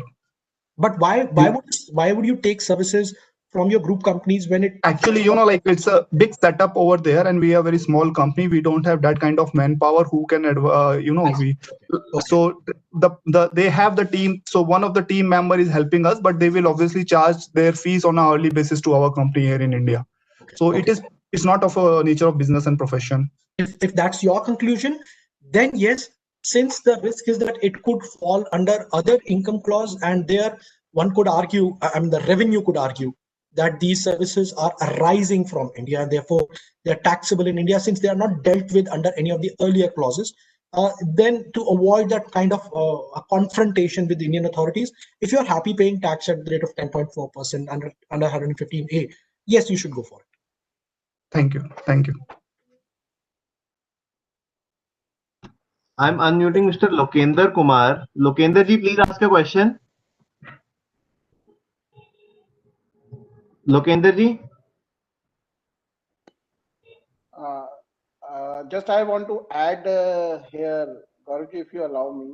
Please. I personally believe that in the earlier example what he have given, maybe that the company is not in the business of providing services, but one can easily argue in this case because these are services with related to the business. So maybe they are into trading, and the person who is helping them is in the trading only, trading of goods, or the person maybe a person who is into accounting or maybe into HR department or admin department, and they are simply helping an Indian company in that particular department itself.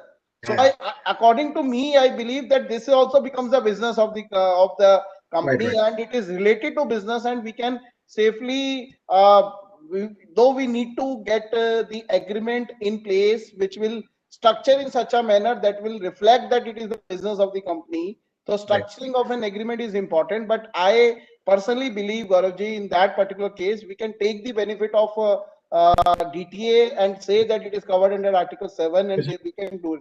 It does not mean that I should be in the business of providing services only. But if it is in relation to a business, whatever I am doing, I may be doing an oil rigging company, I may be a shipping company, I may be providing some services with respect to some specific product or trading even. And if the same kind of a business is also being run by your Indian subsidiary or Indian holding, and somebody is providing any help in that and they are raising a cross charge for this. So in my humble submission is that we may take, I'm not saying we can take, we may take the benefit, and we may get the benefit of the treaty without taxation, provided the agreement should be structured in a proper manner, and we need to look at the facts more in detail. Right. I fully agree with you. In fact, I fully agree with you. In fact, even I was tempted in the beginning, and I actually said it in so many words, that you should take a no fee, no tax argument by saying that it is business profit. But if I mean, that would actually be my preferable stance. But if it appears that you have already done that analysis, the querist has already done that analysis, and he believes that it is not business profit, then all power to you. And if you are okay with paying 10% tax in India, maybe because you think you'll get a foreign tax credit and whatsoever, that is a non-confrontational approach. Dubai, there is no tax, na sir. The problem is Dubai, there is no tax. Right. So अभी तो आ रहे हैं, अभी तो already news खत्म हो रहे आ रहे हैं. फिर आप और हम फिर दुबई ही चलेंगे सर. सेटअप करते हैं बिल्कुल. Yes, sir, regulations ka. So all those who are sort of gaining interest into international taxation as a practice area, let me share this with you. Middle East, particularly the likes of UAE, etc., they had come up with economic substance regulations very recently, and there were a couple of filings. First, an initial filing, then an annual filing. That's a very interesting area, and that is essentially a very detailed rule for each of their separate FTZs and free zones, etc. But they are pretty much similarly drafted. A very interesting service area. You should look at it. Yes. Wow, that's something new. I have not seen it. Come on, you're joking.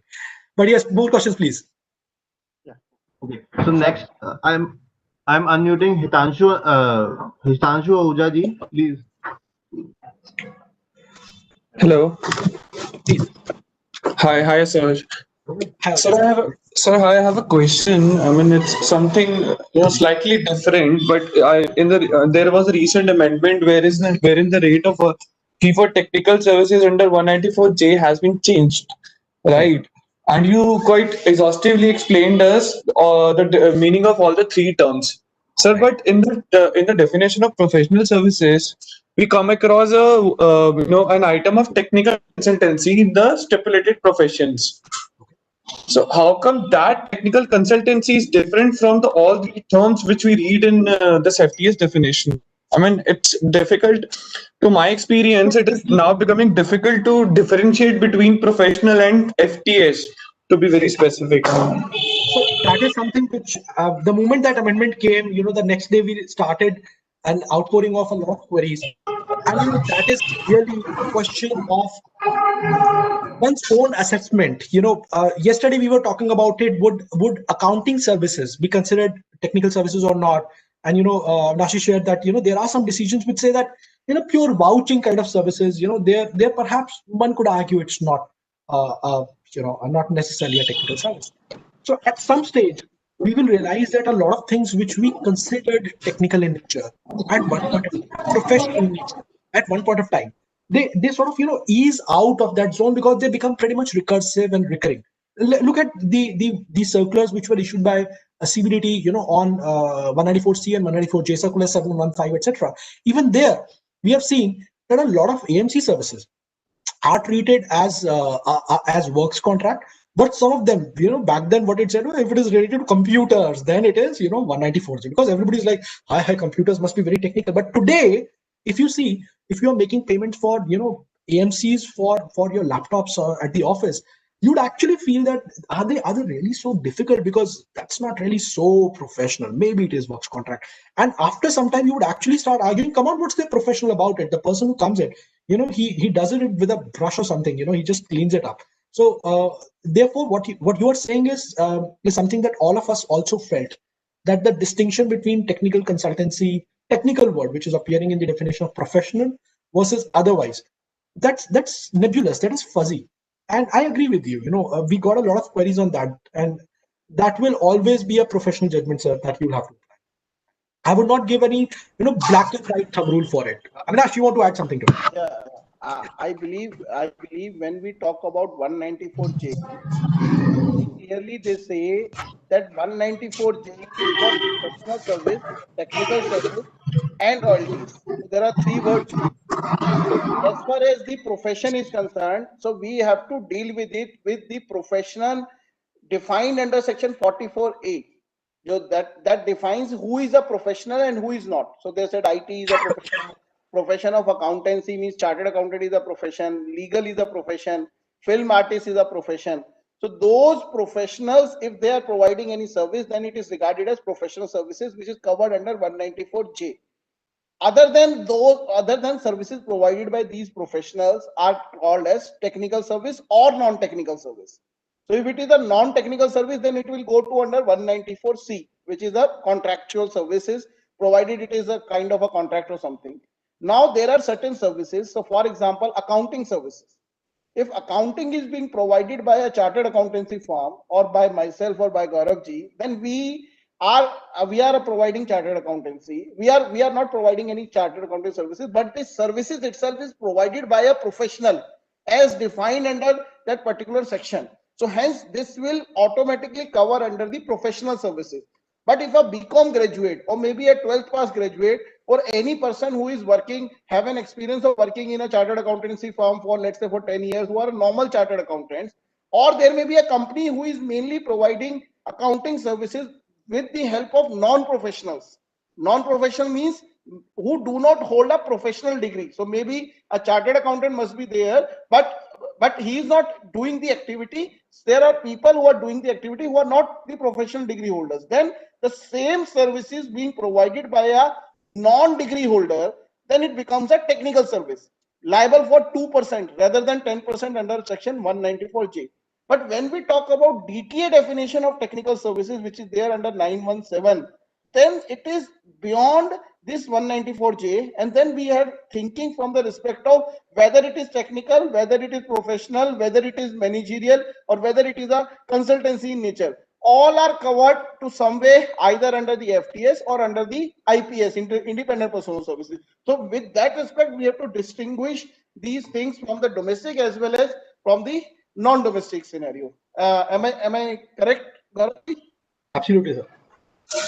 Sir, I really appreciate your explanation, sir. But my limited question is that the profession of technical consultancy is written under the definition of profession under 44A, and we come across the same words in definition of fee for technical services separately, technical and consultancy. So there is a bit of overlap. So I mean, there is a bit of confusion. And secondly, sir, to put it very, let's take an example. I just want to understand that services of a management consultant, would that be hit by that clause? For example, because that is also a technical consultancy. Let's say that the management consultant is not managing the business, but they're advising on the managerial part. Would that be covered under technical consultancy? See, I you believe, have I actually, believe yes. yes, you have actually identified the soul of the question, which is the fact that there is anyway an overlap between these three words also, managerial, technical, and consultancy. And so long as there is going to be an overlap between three, you know, I assure you this confusion will continue to persist. Just that, you know, in one case versus another, you will have a slightly higher degree of confidence when you'll be giving this answer. And that is all. I'm not saying that it is going to be an absolute yes versus an absolute no in any scenario. Maybe not. And that's perhaps the beauty of our profession is. That's what we live for, isn't it? Sir, I personally believe in this question, there is no profession of management. So if we talk about 44AA, it is talking about profession of accountancy or technical consultancy. So it means profession of accountancy means chartered accountant, and professional of technical consultancy means engineers. So this is my understanding about 44AA. So MBA, I don't feel that they will be deemed to be under the definition of professional. So if you believe that MBA is a professional, then yes, whatever services given by these MBA people can be regarded as professional services. But then again, it's a matter of dispute which we need to take care in the due course. And I don't feel that today there is any judgment on this issue. So, for example, all these HR consulting companies who are recruiting staff or who are giving some kind of an actual HR services. So whether they are, you say, they are doing a profession or they are doing a business of services. So to the limited knowledge of mine, I believe they are doing a business of services. They are not doing any profession. So that's why I believe they are covered under the technical service, not the professional services. With the HR services, there is a specific circular which says that recruitment services are covered under 194JA. But sir, I agree to your point that I mean there is an ambiguity. Right. Sir, there is an ambiguity. I agree to that because there is no specific ruling on technical consultancy. That is the problem we are facing. We agree with you. Yeah. Sir Okay, sir जब कुछ नहीं समझ में आए ना sir, जब कुछ नहीं समझ में आए तो एक जो है सीबीडीटी का एक चीज याद रखो, हायर टैक्स काट लो, कोई प्रॉब्लम नहीं होगी. Yes sir, वही कर रहे हैं. So go for 10%. Sir, वही कर रहे हैं. I took the liberty of answering Atulji's question because Atulji has made some very good observations in continuation to his AI related question. And actually, my take on this thing is it's actually a question of fact whether or not human intervention is involved. And we can't say that in all cases which involve robotics, a human intervention is involved or not. Similarly, we can't say that in all cases pertaining to AI, human intervention is involved or not. And it is therefore a question of fact. And actually, I will share this with you. This is interesting. The Supreme Court also, in the case of Bharti Cellular, the case law which I told you about right at the beginning on human intervention, even in that case, when the court said we don't know whether or not human intervention is involved. So effectively, you, I, Supreme Court judges, we are only looking into law and interpretation of law. We are perhaps not as, we may not be, I'm not talking about you, but at least about myself, I'm confident. I may not be as, as much of an expert to fully be aware of whether or not a particular AI tool, a particular technology tool, a particular robotics process, automation process, they involved human intervention or not. And therefore, even in that case, Supreme Court, you know what it ordered?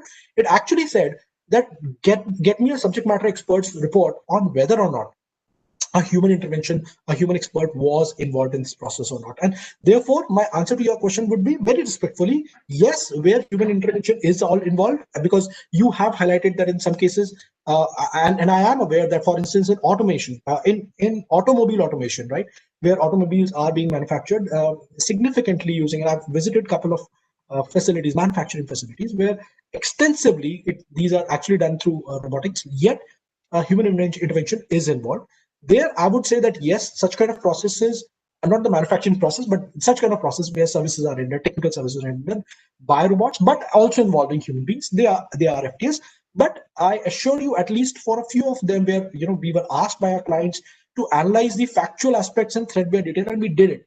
And I specifically look into the impact of digital transformations on taxes. I have looked in depth into artificial intelligence engines in a couple of my advisory issues. One of the latest one being a question which came to us about open AI, which is essentially an initiative by a group of people, including Mr. Elon Musk. And they have come up with a GPT-3 tool, which is essentially an artificial intelligence which is miles light years ahead, essentially. Amazing LLP abilities. If it would write a paragraph for you, you would think that its drafting is better than perhaps Gaurav's drafting. So what I'm saying is, in a lot of those cases, you will see that that actually there is zero human intervention involved once the AI has been created.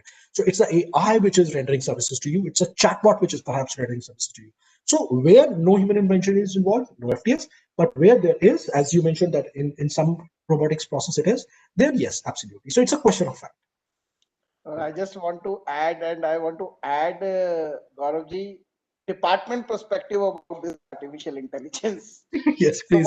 So this is really very interesting. Sometimes when you think from the department side, or when you think from the what department will think of this situation, and then you will wiser in or seeing the problems and justifying yourself.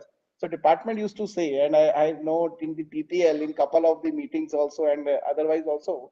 So department is of the view that what is an artificial intelligence? It's just a replica of an human being. So somebody have created a program. So again, so if you see that repairing a computer 25 years ago and repairing a computer today. So 25 years ago, you can say that you need an engineer to repair a computer for doing an AMC. And today we say that computers can be done, AMC of a computer is a non-professional services. Similarly, what they are saying is, their argument is, today we are in the age of artificial intelligence and other things, where human have virtually replaced this entire activity to be performed by him by an automatic process, which may be an artificial intelligence or something. So we can say that it is only a replica of a human being, and whatever artificial intelligence is doing, whatever robot is doing, is to be done by an individual only. Hence, they said that this is an human intervention itself, because somebody have humanly intervened, made the process, and at the end of the day, what you have done is only replicate that process, which is ultimately to be done by a human only. So hence they may say that yes, there is a human intervention, and that may be classified as a FTS. So this is a kind of an argument which is being going on from the revenue side. Actually, it's pretty much like, I'm sorry, just I'm adding on top of it. But at some point of time, the church, it felt about too much of superiority about humans. I feel the same reflection here, that we guys are too much arrogant, full of ourselves, that we think AI is actually a replication of human beings. It's really not. And a very good example for this thing is AI in locomotion. So there is actually a lot of research in AI in locomotion. And this AI tool actually has fashioned itself in locomotion. Locomotion means how to move, right? So like we moves on two legs, right? So there's this AI tool which actually fashioned itself not after human beings. It actually fashioned itself after other creatures. It fashioned its locomotion techniques using insects, because really speaking, they are far more efficient in their locomotion ways than human beings are. We are really some of the most inefficient locomotion organisms, because we have to balance on two legs. As it is, a lot of our energy goes into that. As against it, insects which have a lot of legs, they don't have to spend that much energy on locomotion. They achieve far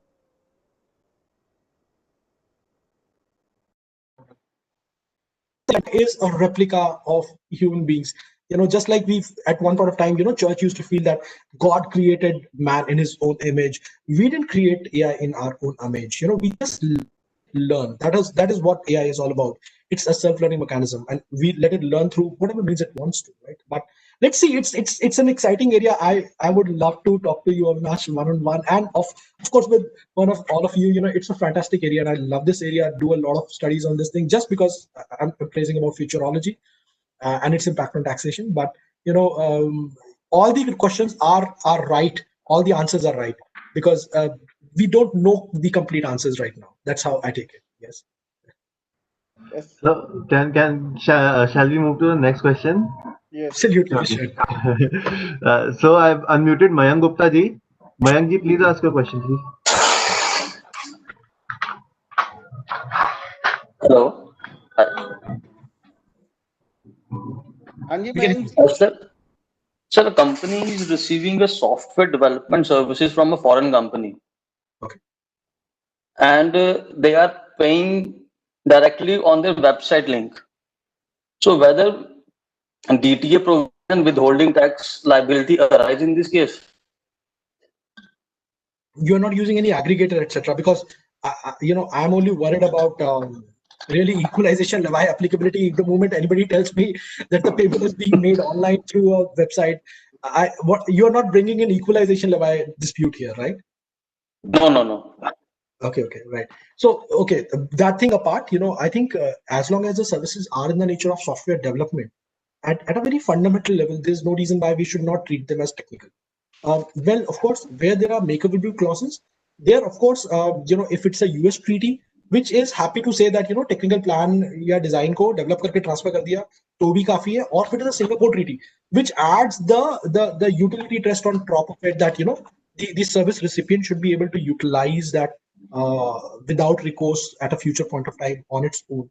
That would depend upon treaty to treaty. But yes, fundamentally speaking, I don't see any reason why software development services should not be treated as FTS. Thank you, sir.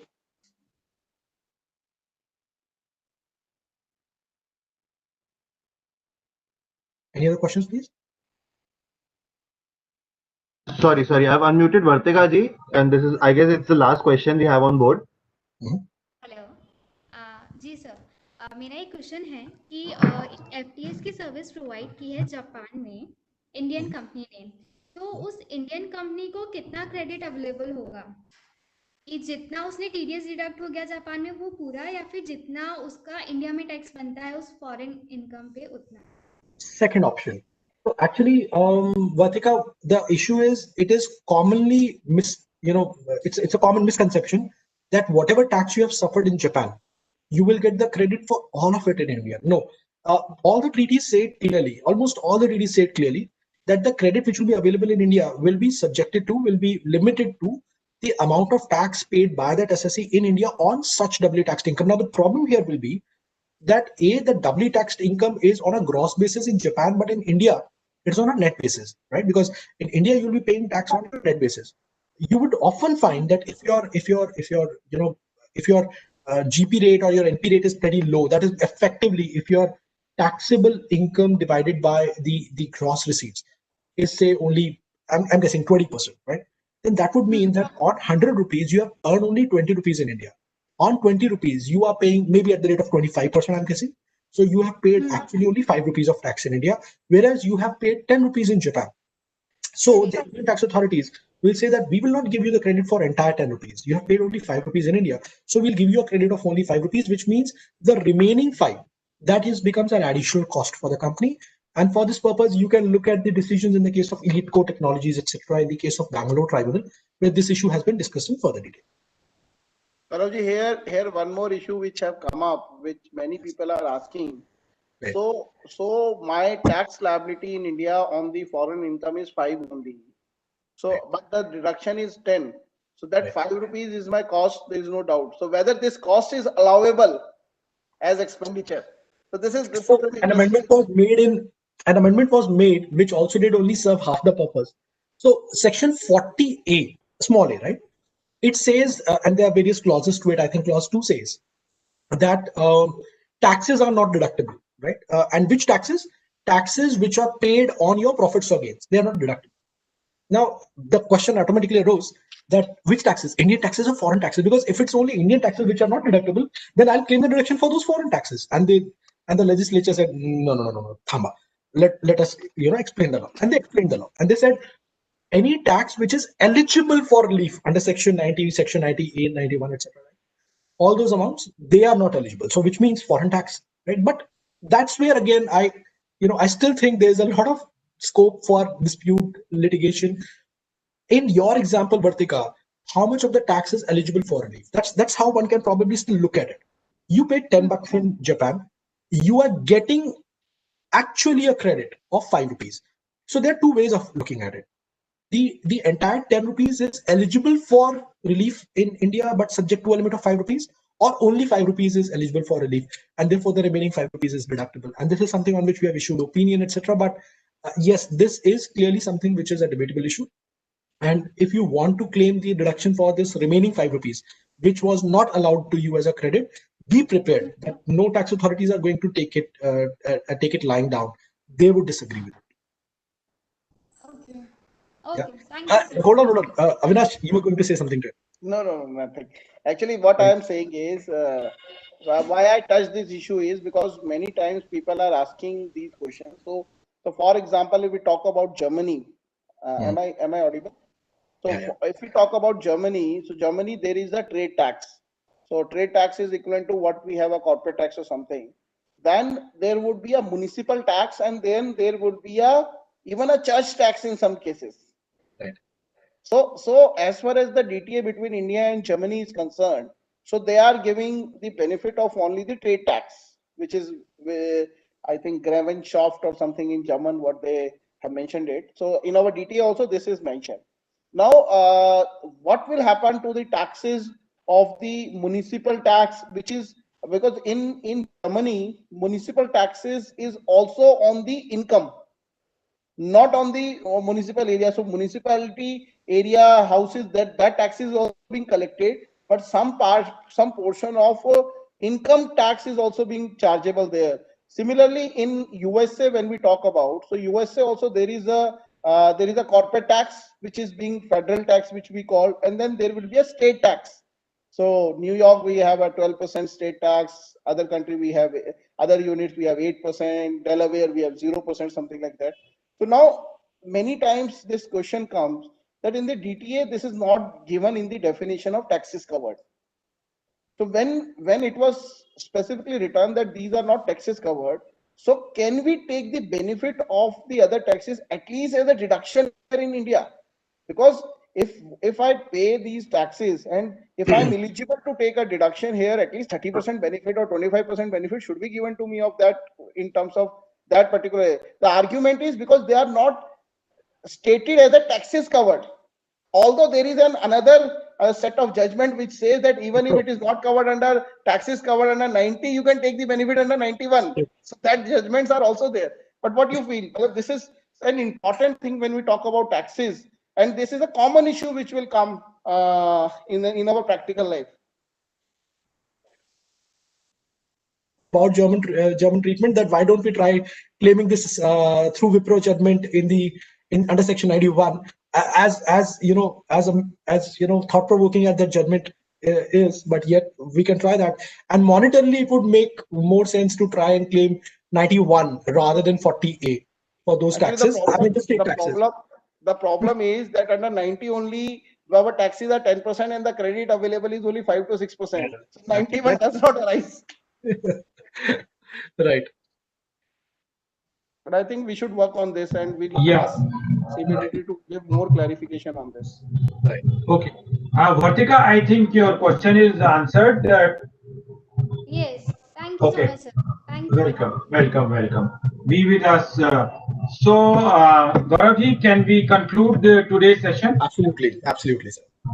So, holding out the people, holding out the members for an area which is, if you count on fingers, at least in North India, I can say there are not more than 20 people practicing in international taxation. But today, we are holding out a lot of people. We are trying to see this, that they also become expert. At Voice of CA, our endeavor is also that the people should become self-reliant and they also become a lot of experts in themselves. And as such, as we have also circulated that we wanted to add young by heart, not by age, young faculties those who wanted to say something, they can send their small videos subject to approval of our mentors. And as such, we will, you can say, relay those videos or PPTs or your articles in our Voice of CA channel or our in newsletter. And we will promote them slowly and slowly.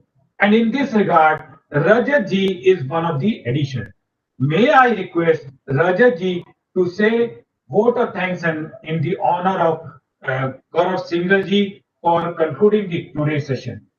Please come tomorrow also. We have final session and our next star and also one of the promoters of Voice of CA, Avinash ji will be taking care of that. And Gaurav ji, if you can spare some time, let us join in tomorrow's program at 4:30 also. Friends, this is not the end of the road. We are going as we have discussed in the prior, you can say 0 hour in this seminar, that on salaries and on this we are going to also bring something in the Voice of CA. And also let me tell you, on 19-20-21 we are doing a certificate course on IBC, insolvency bankruptcy court, and our past president, our own past president Subodh Kumar ji will be there. Ashish Makida will be there, and Pooja Trikha ji from Amritsar will be there, and Viren Jain from the Chandigarh. We there, and we will try to cover it. And then for the younger generation, and for all those who are uh, drafting the things, we have already hold one course on drafting various assessment proceedings, appeals, and the search assessment. That program was attended by around 200 members over there. And now, in the month of first week of December, we are also planning to do the same. If you have any other suggestion, please send it to voiceofca@gmail.com, and we will, as I said, and I will continue to say, we believe in 3 3 complaints first, then comments, and then compliments. So my suggestion and request is every month give 3 days to us on international tax. So we will do something on international tax, 3 days course every month. Gauravji, you have to be with us on this. You see, as far as time is concerned, Voice of CA is ample having time. We can organize session even 12 in the midnight, as long as the faculties are there, listeners are there, and good listeners are there, good queries are there, and we are in a position to support the members in training them in new fields. And let me tell you, the international tax is going to rule the profession also. And the type of controversy, though I'm not practicing at all, and my son is taking the lead in this area, but when I listen to all of you, what I find that it is an ocean. And the discussion in this, we can have endless discussion. So arranging once in a month is not enough. You can arrange even daily, but we need to bring the faculties, we need to bring the participant for that. So with this, this promise that if Gaurav ji, Avinash ji, and all other your international tax experts, if they are available, they are ready to give the time and also the solution to the members. So we will be ready to lend, we will be ready to provide this facility.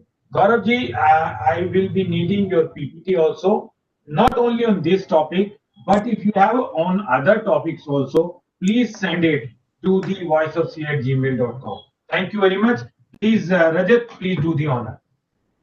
Thank you, Sanjay ji. So I would like to start from tomorrow's Ashwini ji's words. Ashwini ji ने बोला था कि हमसे तो domestic नहीं होता, international तो बहुत दूर की बात है. तो मेरी भी कुछ कैटेगरी उधर ही फॉल करती है. बट गौरव जी ने जिस तरीके से 2 पीपीटी और पेशेंस के साथ हमें समझाया है, तो थोड़ा बहुत मेरा भी इंटरनेशनल टैक्स इंटरेस्ट डेवलप होना शुरू हो गया है. So thank you so much Gaurav ji. for your time, for your PPT, for your expert knowledge. And second thing that I would like to appreciate is कि query and session हमारा 6 o'clock शुरू हुआ था and now it is around 6:45. So every query has been handled beautifully by Gaurav ji and Avinash ji, and detailed discussion I think आप दोनों ने आपस में भी काफी डिस्कशन कर लिया है. So thank you so much Gaurav ji, and also I would like to thank Avinash ji and Rishabh, because every month Avinash ji is ready with one or the other topic on international taxation, which would help young chartered accountants to also have some interest in this field, जिससे कि हमें भी थोड़ा बहुत समझ में और हम भी इसमें कुछ एक्सप्लोर कर पाए. So thank you so much Gaurav ji, Avinash ji, Ashwini ji, Rishabh ji and Sanjay ji. Thank you so much. Thank you, Bhai. Rishabh, can you please unmute Harshit? Harshit, yeah, Harshit. Gaurav, I request you if you can join us tomorrow, so we'll handle queries. And the objective of making a discussion is that others should also be aware about the facts. I know that Gaurav ji knows the subject in detail, so that's why the objective is not to test each other's knowledge, but to make a discussion lively for others also. So that's the objective why I added these things. So can you unmute Harshit? Yeah, Harshit is panelist now. Harshit ji, you can ask your question or you Sir, thank you so much. Sir चेहरा भी दिखा दो video on करके. Sir मेरे से होगा नहीं I think. अच्छा चलो वैसे ही पूछो सर, आपकी कोई 2-3 क्वेरी थी, आप नाराज हो रहे थे. नहीं सर नाराज नहीं हो रहा था सर. सर एक हैप्पी न्यूज आज दे दी आपको. हाँ सर दो हैप्पी न्यूज दिए सर आपने दो. इनका गौरव जी, इनका डीआरपी का ऑर्डर आ गया नील का. अच्छा अरे वाह, थैंक यू सो मच. बताएं सर. सर मेरा क्वेश्चन ये था कि रॉयल्टी में सेकंड डे जो आपने बोला था, एक क्वेश्चन किसी ने टेकअप किया था कि एक मैंने design, I have taken some design. Hello. Yes I have taken some design for a construction of my site and was taken as a royalty. Okay, so आपने drawings and design of a site बनवाई और उसके लिए you have paid a consideration, right? Yes. That amount was considered as a royalty as per your view. So is it not the case of FTS, because that person or that company has given me a specific consultancy or technical knowledge? And how would I distinguish each and every time? Is it technical knowledge or it is covered under FTS or royalty? How would I distinguish? Sir, I think you should be looking at the treaty first, because there are only some treaties in which development and transfer of technical plan or design is included in the definition of FTS, right? Okay. Which is essentially those 14-15 treaties where the makeable clause is there directly or indirectly. But otherwise, the to be managerial technical consultancy services. So there are only two possibilities. Possibility number one, you are paying somebody for the action of development. If the person is actually developing it to you and then transferring it to you, then that's a service. But if the plan already exists, then an IP is already there. Okay. Then to acquire the rights, and not all the rights, only not the rights in the sense of purchase of rights, but only in the sense of say licensing of rights. For that, when you are paying, that is more in the nature of royalty. So two questions, as I said: A, what's the language of the treaty? B, whether factually speaking, the rights are being developed, the design is being developed for you, or whether it has already been developed and you are just using a pre-existing IP. The fees which is paid for creating an IP is not royalty. The fees which is paid for utilizing an existing IP is royalty. Okay. Just to add, Hanshiji, add what Gaurav ji said in a simple words. So for example, आपको एक building बनानी है और आपने एक architectural form को engage किया है कि आप इस पूरी बिल्डिंग की ड्राइंग्स बना दो, तो then it is a technical service, मतलब प्रोवाइडिंग ऑफ सर्विसेज. बट आपने उस आर्किटेक्चरल फॉर्म को हायर किया क्योंकि उस आर्किटेक्चरल फॉर्म के पास कोई पर्टिकुलर डिजाइन या पर्टिकुलर नॉलेज है of a particular type of building. जैसे मान लीजिए आपको अर्थक्वेक प्रूफ बिल्डिंग बनानी है और उसकी टेक्निकल नॉलेज सिर्फ उसी के पास है, he is expert in that, then they already have some kind of an IP, they already have some kind of a predefined knowledge and skill. जिसको आप सिर्फ अपने यहाँ पे रेप्लिका करा रहे हो, और based on that drawing and design you are construction of building. That's why the courts in those cases, मैंने ऐसा डायरेक्टली नहीं कहा था, मैंने उस केस के रेफरेंस में कहा था. तो उन केसेस में क्या हुआ कि क्योंकि वो ऑलरेडी एक पर्टिकुलर टाइप की आईपी ऑलरेडी एग्जिस्ट करते थे, और उन्होंने they have just shared the right to use that IP with some kind of small modifications, तो इसलिए उसको जो है उन्होंने रॉयल्टी माना. बट अगर आप एक नया आईपी डिजाइन कराना चाहते हो या ऑल टुगेदर न्यू चीजें डिजाइन कराना चाहते हो, तो देन आई बिलीव ये आपका क्या होगा, एफटीएस होगा. आप इसको अगर हम सॉफ्टवेयर से रिलेटेड करके देखें, कोई ऑलरेडी सॉफ्टवेयर बना हुआ है, उसको सॉफ्टवेयर को ले रहे हैं तो रॉयल्टी है या नहीं है, जो एक डिस्प्यूट है. बट अगर आप कोई नया सॉफ्टवेयर बना रहे हो, जैसा अभी हमने ऐप की बात करी आज क्वेश्चन में, then it is purely FTS only. Okay, well explained, sir. My second question is, the UN convention model was adopted in most of the treaty was 2011, as you explained me yesterday, and after that in 2007 it was amended. So how the amended UN convention model will affect the already existing treaty? It will not. Sir कोई भी model amend हो जाए, that will not amend the treaty itself. पहली बात तो sir ऐसी कोई treaty नहीं है जो 100% ओईसीडी मॉडल पे हो या 100% यूएन मॉडल पे हो. हर ट्रीटी में कुछ पार्ट ओईसीडी से उठाया जाता है, कुछ पार्ट यूएन से उठाया जाता है, और कुछ पार्ट हो सकता है दोनों में ना हो, कुछ नया लिखा हो. It is purely a bilateral negotiation. अब जब एक ट्रीटी एंटर हो गई, नोटिफाई हो गई, एंट्री इन फोर्स हो गई, उसके बाद यूएन कोई भी चेंज करता रहे, ओईसीडी कुछ भी चेंज करता रहे, जब तक कि ये दोनों कंट्रीज चेंज नहीं करती, उनके ऊपर नोटिफाई नहीं करती, या वो एमएलआई के थ्रू, मल्टीलेटरल इंस्ट्रूमेंट के थ्रू नोटिफाई नहीं होता, तब तक वो इन प्लेस नहीं है. जो ट्रीटी में लिखा हुआ है वही चलेगा. Okay sir, fine. माय एक क्वेश्चन और है सर. रॉयल्टी में यूज ऑफ और right to use of equipment का जो लैंग्वेज लिखी हुई है, उसमें जो एक्सप्लेनेशन एडेड है in our section 916, that is not available in the treaty. That explanation is not available in treaty. Then why all the courts are taking view in light of that explanation if my treaty is silent on that? नहीं, ऐसा नहीं है sir, ऐसा नहीं है.